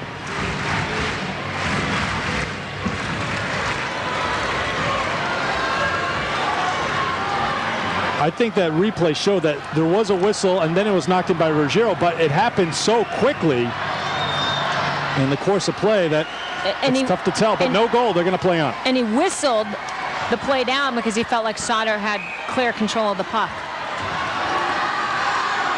Or at the very least, he lost sight of the puck, too. Catlin comes through off the draw. Van Riesma tees it up, takes a shot, made it all the way through. Stick save Sauter, bouncing around. She covers up. There's the whistle. And Catlin has been so strong all night long. She had so much to this top line, and you saw it there again. She's got nice size, and she's strong on her stick to get a piece of that, not knocked out in front of the net. Minnesota Duluth, the host team here for the Frozen Four. And as Shannon Miller said, it's a dream that they're playing for the national championship at home in front of their home crowd. Maria Root echoing those sentiments. The senior playing her final collegiate game, chases after it, and she dumped it in before the red line, so icing is the call. Good look at one player we haven't talked a lot about, Pamela Van Riesma, Maria Root. A player we've talked a lot about for UMD. So deadly. Now the top line out there for the Crimson. Julie Chu on the draw. Catlin sends it to the corner where Bottrell will give chase. Now Carolyn Willett. Willett poked at by Catlin. Maria Root picks it up. We've played 1 minute of the second overtime. Harvard and Minnesota Duluth tied at 3. Been that way since the end of the second period. These two goalies have put on a terrific show, resulting in 40 minutes plus of scoreless hockey. Willett takes a shot. Ruddock makes a save. 36 saves now for Jessica Ruddock. Now Sikio to Luther. Luther trying to carry out for Minnesota Duluth. McAuliffe got it out of the zone. Ruddock just settles it down, and Angela Ruggiero back for it. Flips it out towards center ice. Smart play there. Pass a check for Luther. Luther, Jenny Potter's on the ice right now. Now Catlin for Harvard. Catlin looking for a little help. Bangs it off the boards. Corriero sends it down, and that's going to be icing against the Crimson. Seems like a little bit of a tentative start here to the second overtime. The video replay review slowed things down a little bit too. Definitely, but you know what? Harvard's still playing smart coming out of their own zone. When they had trouble in the game, they weren't moving the puck, they weren't getting it out. A smart play by Corriero. If you can't get it out, you either eat it or you just dump it like she just did. Face off in the Harvard zone to the right of Jessica Ruddock. UMD wins the draw. Back to Willett, takes the shot, didn't get all the way through, gets it back, wants to try it again.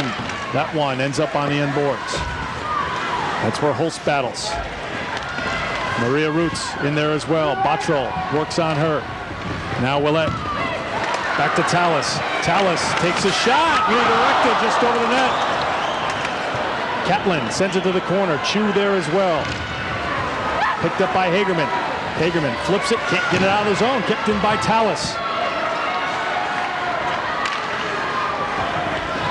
Now Ashley Banfield.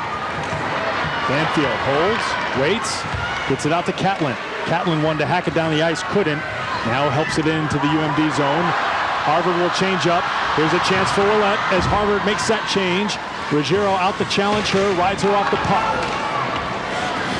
Now Sikio. Sikio sets up behind. Here's Potter. Potter from Minnesota Duluth.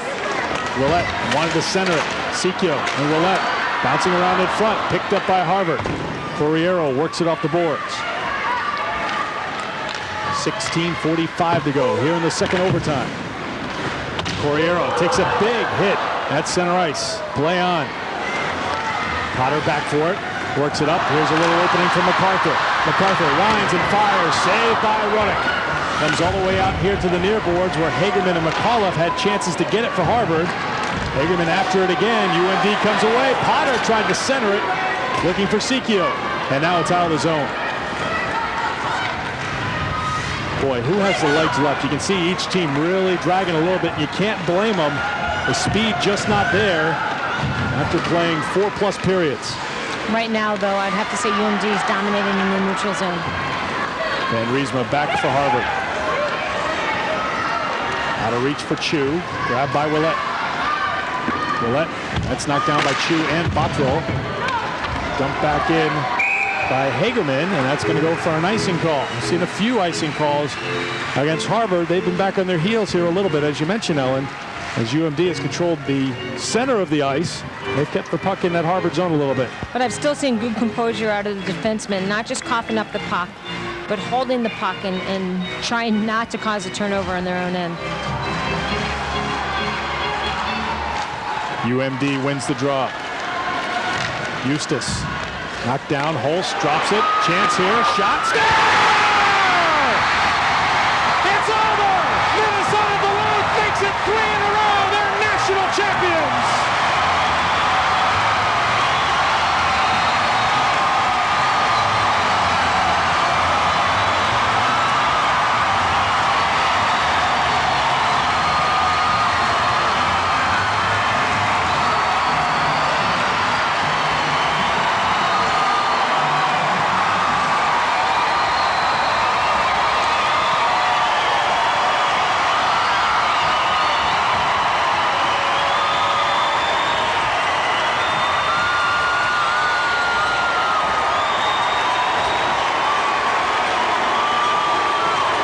She was in the penalty box 4 times today, but Nora Tallis gets rid of any gunhorns that may have formed, and she is the hero as Minnesota Duluth does it again. They're 3 for 3 when it comes to national titles. And Eric, we always say so many times, the hero in a national championship game like this is not your big-time scorer, but it's Nora Tallis. You can see she sees herself freed here. Only her 8th goal of the year. Look at this rocket through traffic. I'm not sure Ruddock ever saw it, but it was perfectly placed. Even if she saw it, it would have been tough for her to stop. Again, you see it here. The puck's dished back in a beautiful dish to Nora Tallis. She bears down on it, perfectly placed, and she becomes the hero, only her 8th goal of the year. And the celebration on the Minnesota Duluth bench. 3 Frozen Fours have been played. 3 times Minnesota Duluth has won the national championship. As the Bulldogs celebrate, Harvard quickly around Jessica Ruddock. Both teams line up at center ice to shake hands after a truly memorable national championship game. One more time, take a look at the hero. It's Nora Tallis, a sophomore out of Finland. She she bears down her 8th of the year. Has to be her biggest career goal. Elevated from the 3rd line last year, she becomes the hero on this 1st line today. And Joanne Eustace from the 3rd line getting some time. We talked about would there be any depth use. She was out on the ice. She gets an assist on the goal. Holst as well on the score by Nora Tallis. And Minnesota Duluth knows how this drill works. They huddle up at center ice. They have the trophy. And the threes go up in the air. 3 in a row for Minnesota Duluth.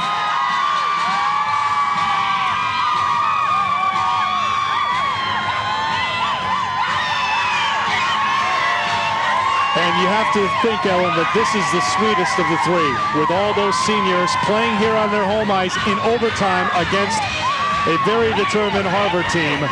This was the toughest one, and that may make it the sweetest one.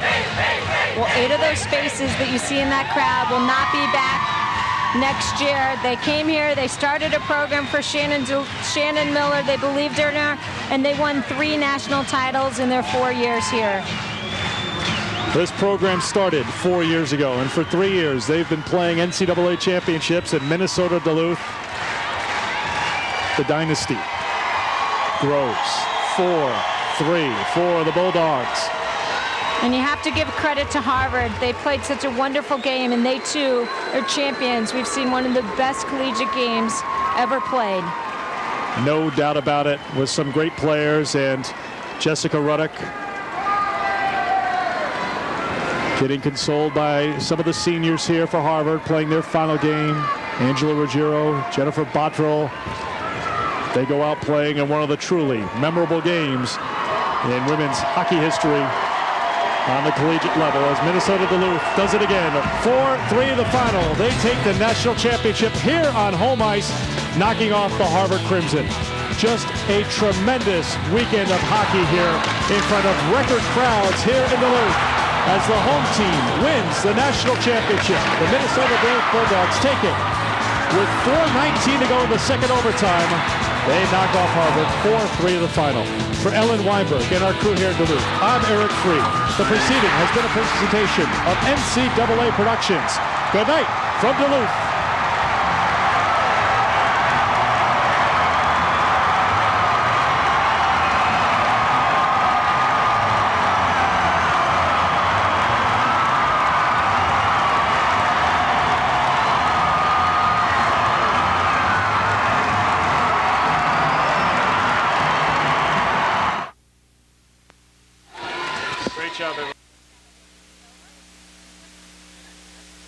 Are we playing the consolation game next? The Women's Ice Hockey Championship Awards. We will honor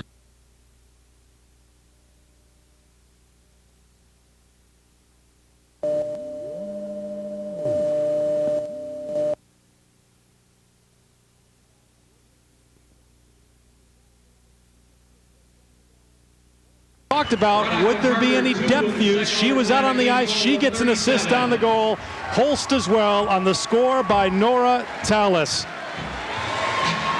And Minnesota Duluth knows how this drill works. They huddle up at center ice. They have the trophy. And the threes go up in the air. 3 in a row for Minnesota Duluth.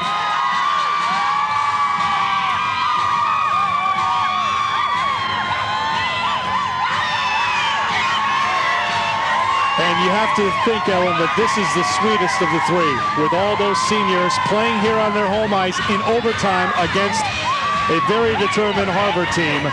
This was the toughest one, and that may make it the sweetest one. Well, 8 of those faces that you see in that crowd will not be back next year. They came here, they started a program for Shannon Miller, they believed in her, and they won 3 national titles in their 4 years here.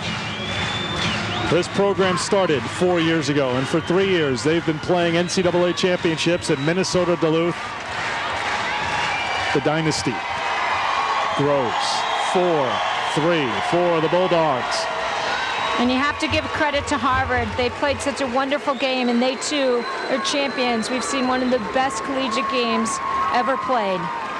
No doubt about it, with some great players, and Jessica Ruddock getting consoled by some of the seniors here for Harvard playing their final game. Angela Ruggiero, Jennifer Bottrell.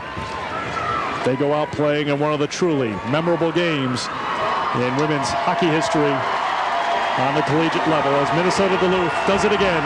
4-3 the final. They take the national championship here on home ice, knocking off the Harvard Crimson.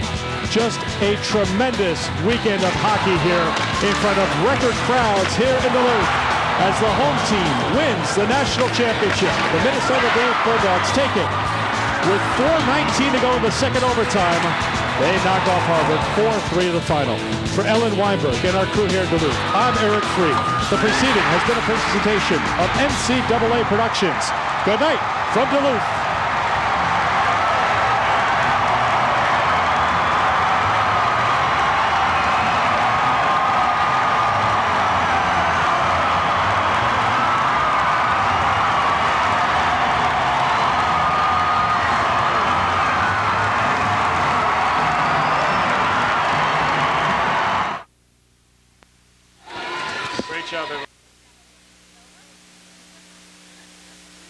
Replaying the consolation game. The Women's Ice Hockey Championship Awards. We will honor both teams and then announce the Frozen Four All-Tournament team. First, let's introduce the members of the National Collegiate Women's Ice Hockey Committee. From Ohio State University, Jackie Bartow. From the University of New Hampshire, Steve Metcalf. From Findlay University, Adam Brinker. And Committee Chair Carolyn Campbell McGovern. Now let's recognize and congratulate the two teams in this year's outstanding championship game.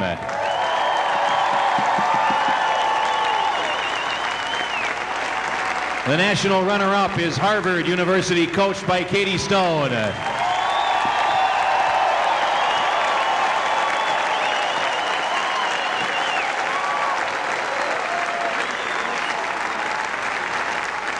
Players will receive individual awards, and then I'll call on the captains to accept the trophy. Ashley Banfield.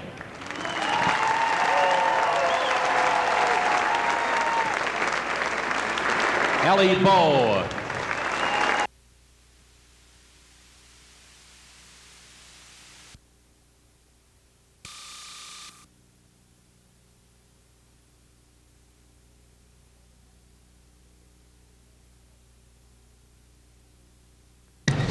Certainly one of the greatest sporting events I've ever been a part of, and the crowd was just tremendous and so fair in many ways, and really very supportive of all of our great plays as well as all of Duluth.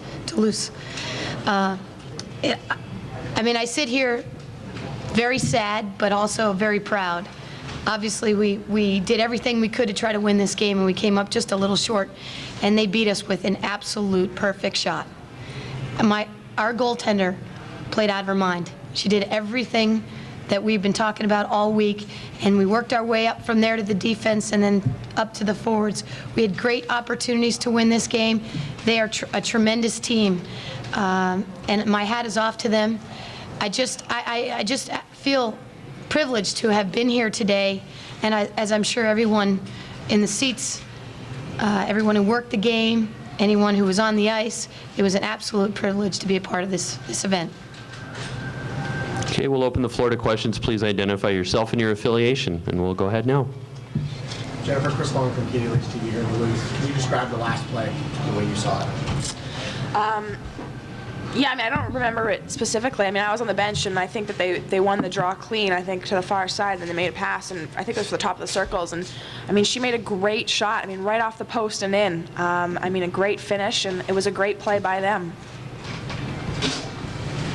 Before I'm asking Globe, you had a lot of opportunities at this on your team. Is there one that you remember, or two that you... I'm sure I'll go over the game quite a few times and remember a few of those opportunities, but I mean, that's the way the game goes, and I think there was opportunities both ways, and that's what made it so exciting for the whole crowd. And I mean, what a game to be a part of. Obviously, I would have liked a different ending, but at the same time, I think that both teams played really well and poured their hearts out. And I think it was just a great effort by everybody that was playing today. Here in U.S. College Hockey Online, Katie, there were a lot, it was a very, very physical game. There were a lot of bodies flying around, and there were a lot of penalties. That's not really Harvard's game so much. That may have played a little more in Duluth's hands. Do you think that was a factor in the game?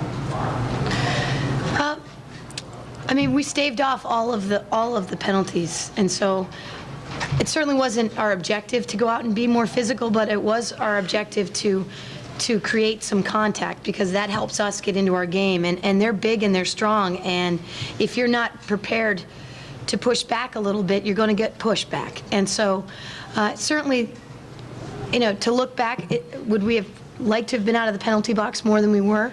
Absolutely. But we were able to stave off any pressure while we were in the penalty box, so I feel really good about that. And the bottom line is that was not a factor in the game, and that makes me feel good. Any final questions? Go ahead. Along the same line, Jen, I saw a lot of tussles between you and Carolyn Ouellette.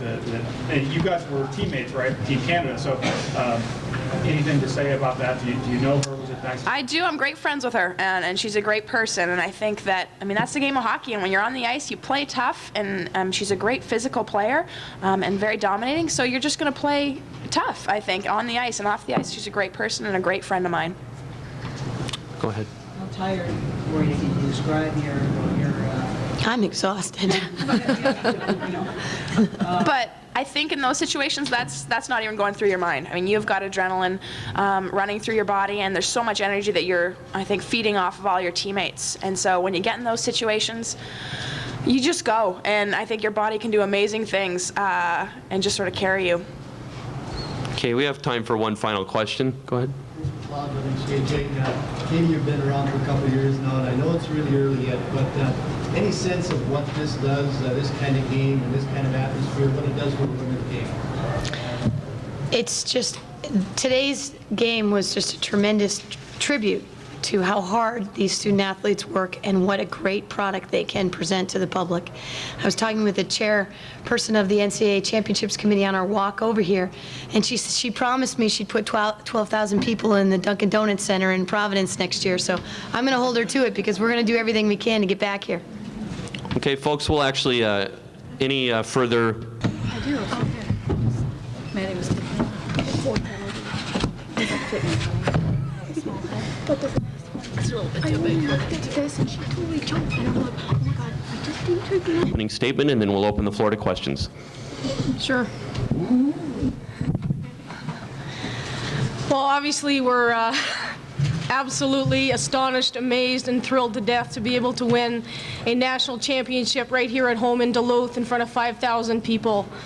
I mean, honestly, what do you say about that? A three-peat for some of the people on this team. For the seniors, it's a three-peat. For some people, it's their second, and for some, it's just their first national championship. But to be able to be playing at home and to win a crowd like... Yeah, I echo that sentiment. Absolutely incredible. It could have been any better for women's hockey. When Katie and I shook hands before the game, we gave each other a little hug, and we said, let's just put on a show and raise the bar. And I think that we clearly did that tonight. Chris. Nora, Chris Long, KDLH here in Duluth. Tell us about the goal. Take us from the face-off. Tell me what you saw, what you did. I can't even remember the whole thing too well, but do we win the face-off? I don't know. Something happened. Erica she had the puck, and she gave me a pass. I was in the slot. I had a lot of time, and I just took a shot, and it went in, and I'm like, oh my God. Were you aiming for that spot, or were you just trying to put it on net? Be honest. So you were trying to bounce it off the post, and then I was trying to take a good shot. Did you feel relieved after spending a lot of time in the penalty box tonight? Yeah, I owed that for the team. Big time. Go ahead, Steve. Steve Page, WBIO. Jenny, you've won a lot of gold medals. You've won some world championships. You've been a part of championship teams. This is your first collegiate championship. How does this rank? Just like any other championship, this is amazing just to be part of a team like this. A lot of people with a lot of talent, and I've known some people since the first year I played here, and a couple years I was gone that they won the national championship, and it's just exciting to come back and be part of a team like this with so much heart and so much energy. And it was an amazing game tonight, and it feels good when you come out the winner, but I can understand what it feels like because I've been on the other side. And to win your first national championships is pretty amazing, especially at home in front of this crowd. Chris. Channel 3, Hani Sikio, 3 years ago in Boston. Do you think you would win 3 straight titles to close out your career? I guess when we went to Boston, we didn't really know what to think and what to expect, and we have taken it kind of year by year. And of course, when we won the first one, and we knew every year that we had a chance to go to the Frozen Four and win another one. But of course, freshman year, you didn't really know what to think and what to expect. Chris. Hani, follow up on that. When's it going to hit you that this is it for you playing the deck? It's great that you close out the champion, but you just stepped off the ice for the last time. Let's not talk about that.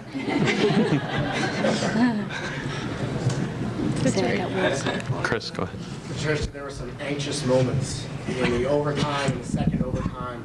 Was there any one time where you were worried, uh-oh, I don't know where the puck is, somebody blow a whistle, anything like that? Was there any time where you were worried in the overtime? I don't think I was really worried in the overtime. There was one time where I was laying kind of on the puck and didn't really quite know where it was, but I guess my players were around me and they were all saying, it's under you, just lay down, just lay there, and it was good. And I don't think during the overtime there was any, really, particular shot or anything where I really was worried about. I felt so great, and I was kind of flying in there, and I knew I could make every save, and, that is what the team needed, and I was just waiting until they were scoring and sitting back there and, come on, baby, come on, score. And then it happened. It was awesome. What about the goal that was reviewed?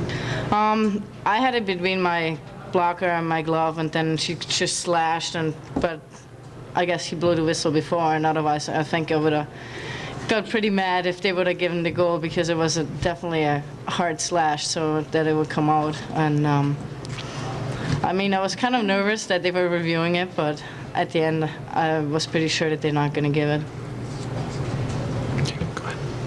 Leah Urton, U.S. College Hockey Online. Shannon, it was a very physical game, more penalties in this game than any other previous NCAA tournament game. Was that what you intended to do? Did that play into your strength and maybe away from Harvard? No, actually not at all. I think you have two really talented teams who are big and strong and fast and powerful, and I don't think either team went in with the intention of really being physical, but you're going into a battle and you're going to compete and you're going to scratch and claw and fight for every single inch that you need. And if that means you take a penalty, then you take a penalty. It's more about competing.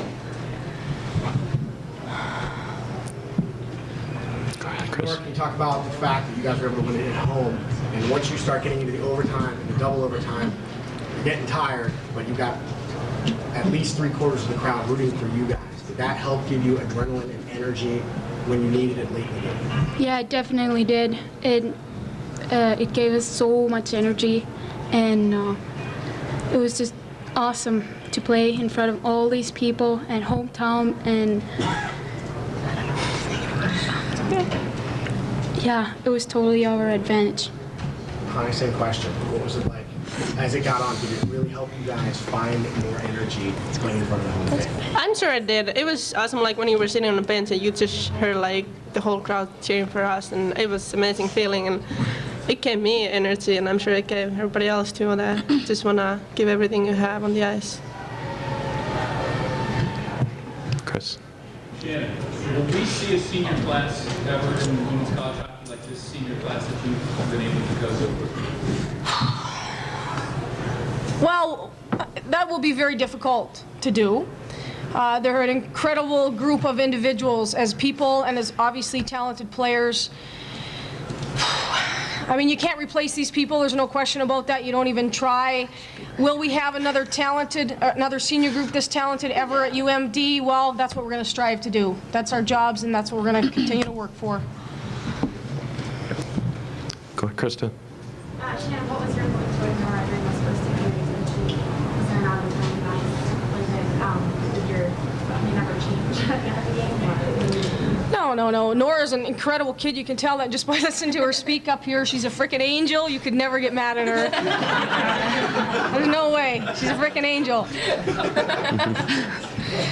After she took 3 penalties, when she came to the bench, I did lean down and I gave her a hug and I said, Nora, I said, you now owe us a goal. Do you understand that? And she said, yes, Coach, I do. And so after she scored and the game was over, she came up to me and she goes, there, I paid you back. And she did. She paid us back.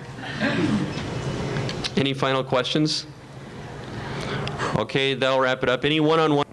My first question is, as one of the seniors on this team that was here from the ground up when this program started, this must just be, mind-boggling to have done it and to look back and to think of what you accomplished here. Yeah, I think we couldn't have asked for a better ending. This was just perfect in front of all that home crowd. I think that was the difference in the end. We knew that everyone was behind us, and I think that actually made a huge difference, and I couldn't have asked for anything more. It's history, needless to say. You made history last year, now you're making more history, and it's like you're raising the bar every year, but do you kind of think of the legacy you're leaving here now as one of the seniors that's going to be moving on?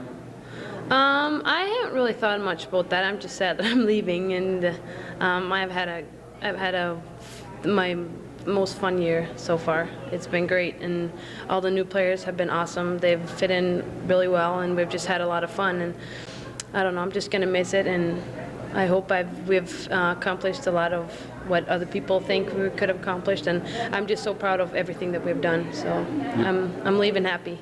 You've played at a lot of levels, and in the Olympics, World Championships, International, but just the charge you must have gotten from the crowd and the venue and just everything, it must have been really special. Yeah, today it was just, I can't even explain it. I've never played in front of a home crowd like that, just cheering you on, 5,000 people. It's amazing, and I don't know if I'm ever going to do that again. All right, thank you. Congratulations. Thank you. How physically and emotionally taxing was this game for you guys?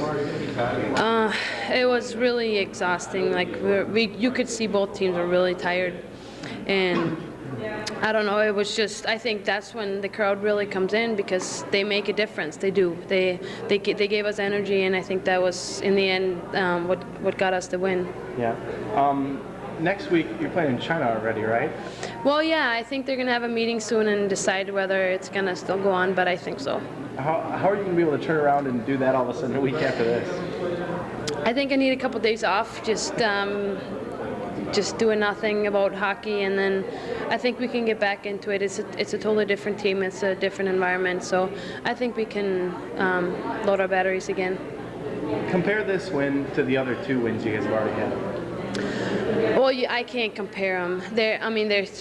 There's 3 wins, and they're all national championship wins. But see, I don't know. This one is just amazing, extra to play in front of a home crowd and win. I can't tell you enough how fun that is. So I think if I would have to say one, I would pick this one for sure.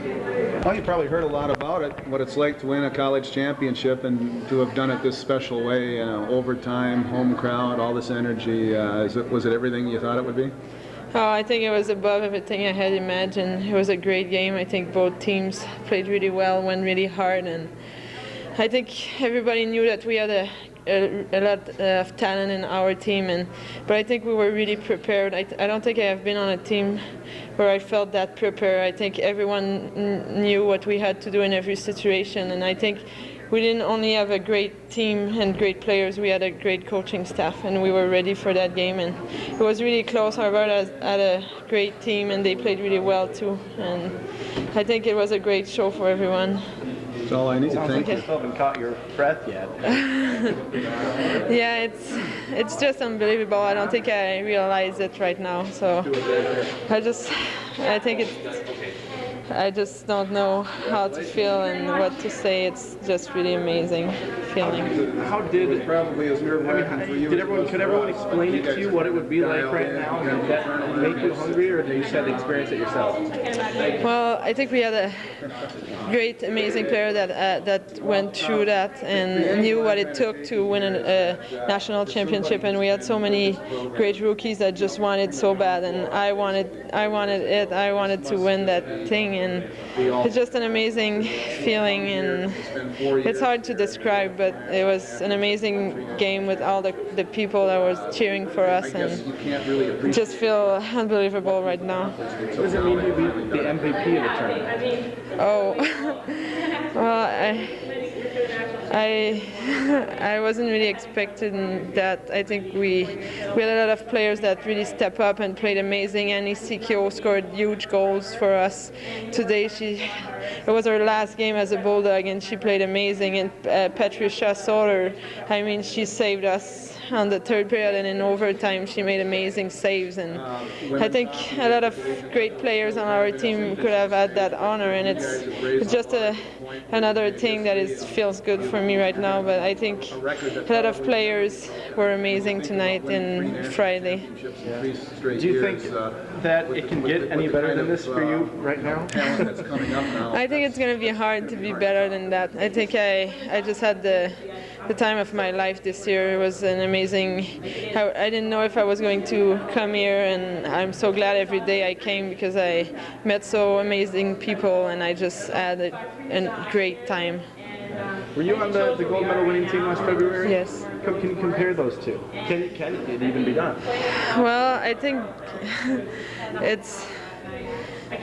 I have, if I compare with today, I feel amazing. Like, I remember how I felt, and it's pretty much alike, I would say. I think a lot of people were expecting us to win, and it was just, I think both teams could have gone with the victory, and we just step up and put that goal in. But both are amazing feeling, and I'm so proud to be a national champion right now, and it's just amazing. What was it like for you when you saw another shot come in? What did you think? I think I just went crazy. Everything went up, and I was jumping everywhere, and I just wanted to push everyone on the ice, and we just ran, and I just jumped on top of the pile, and I'm glad I wasn't under.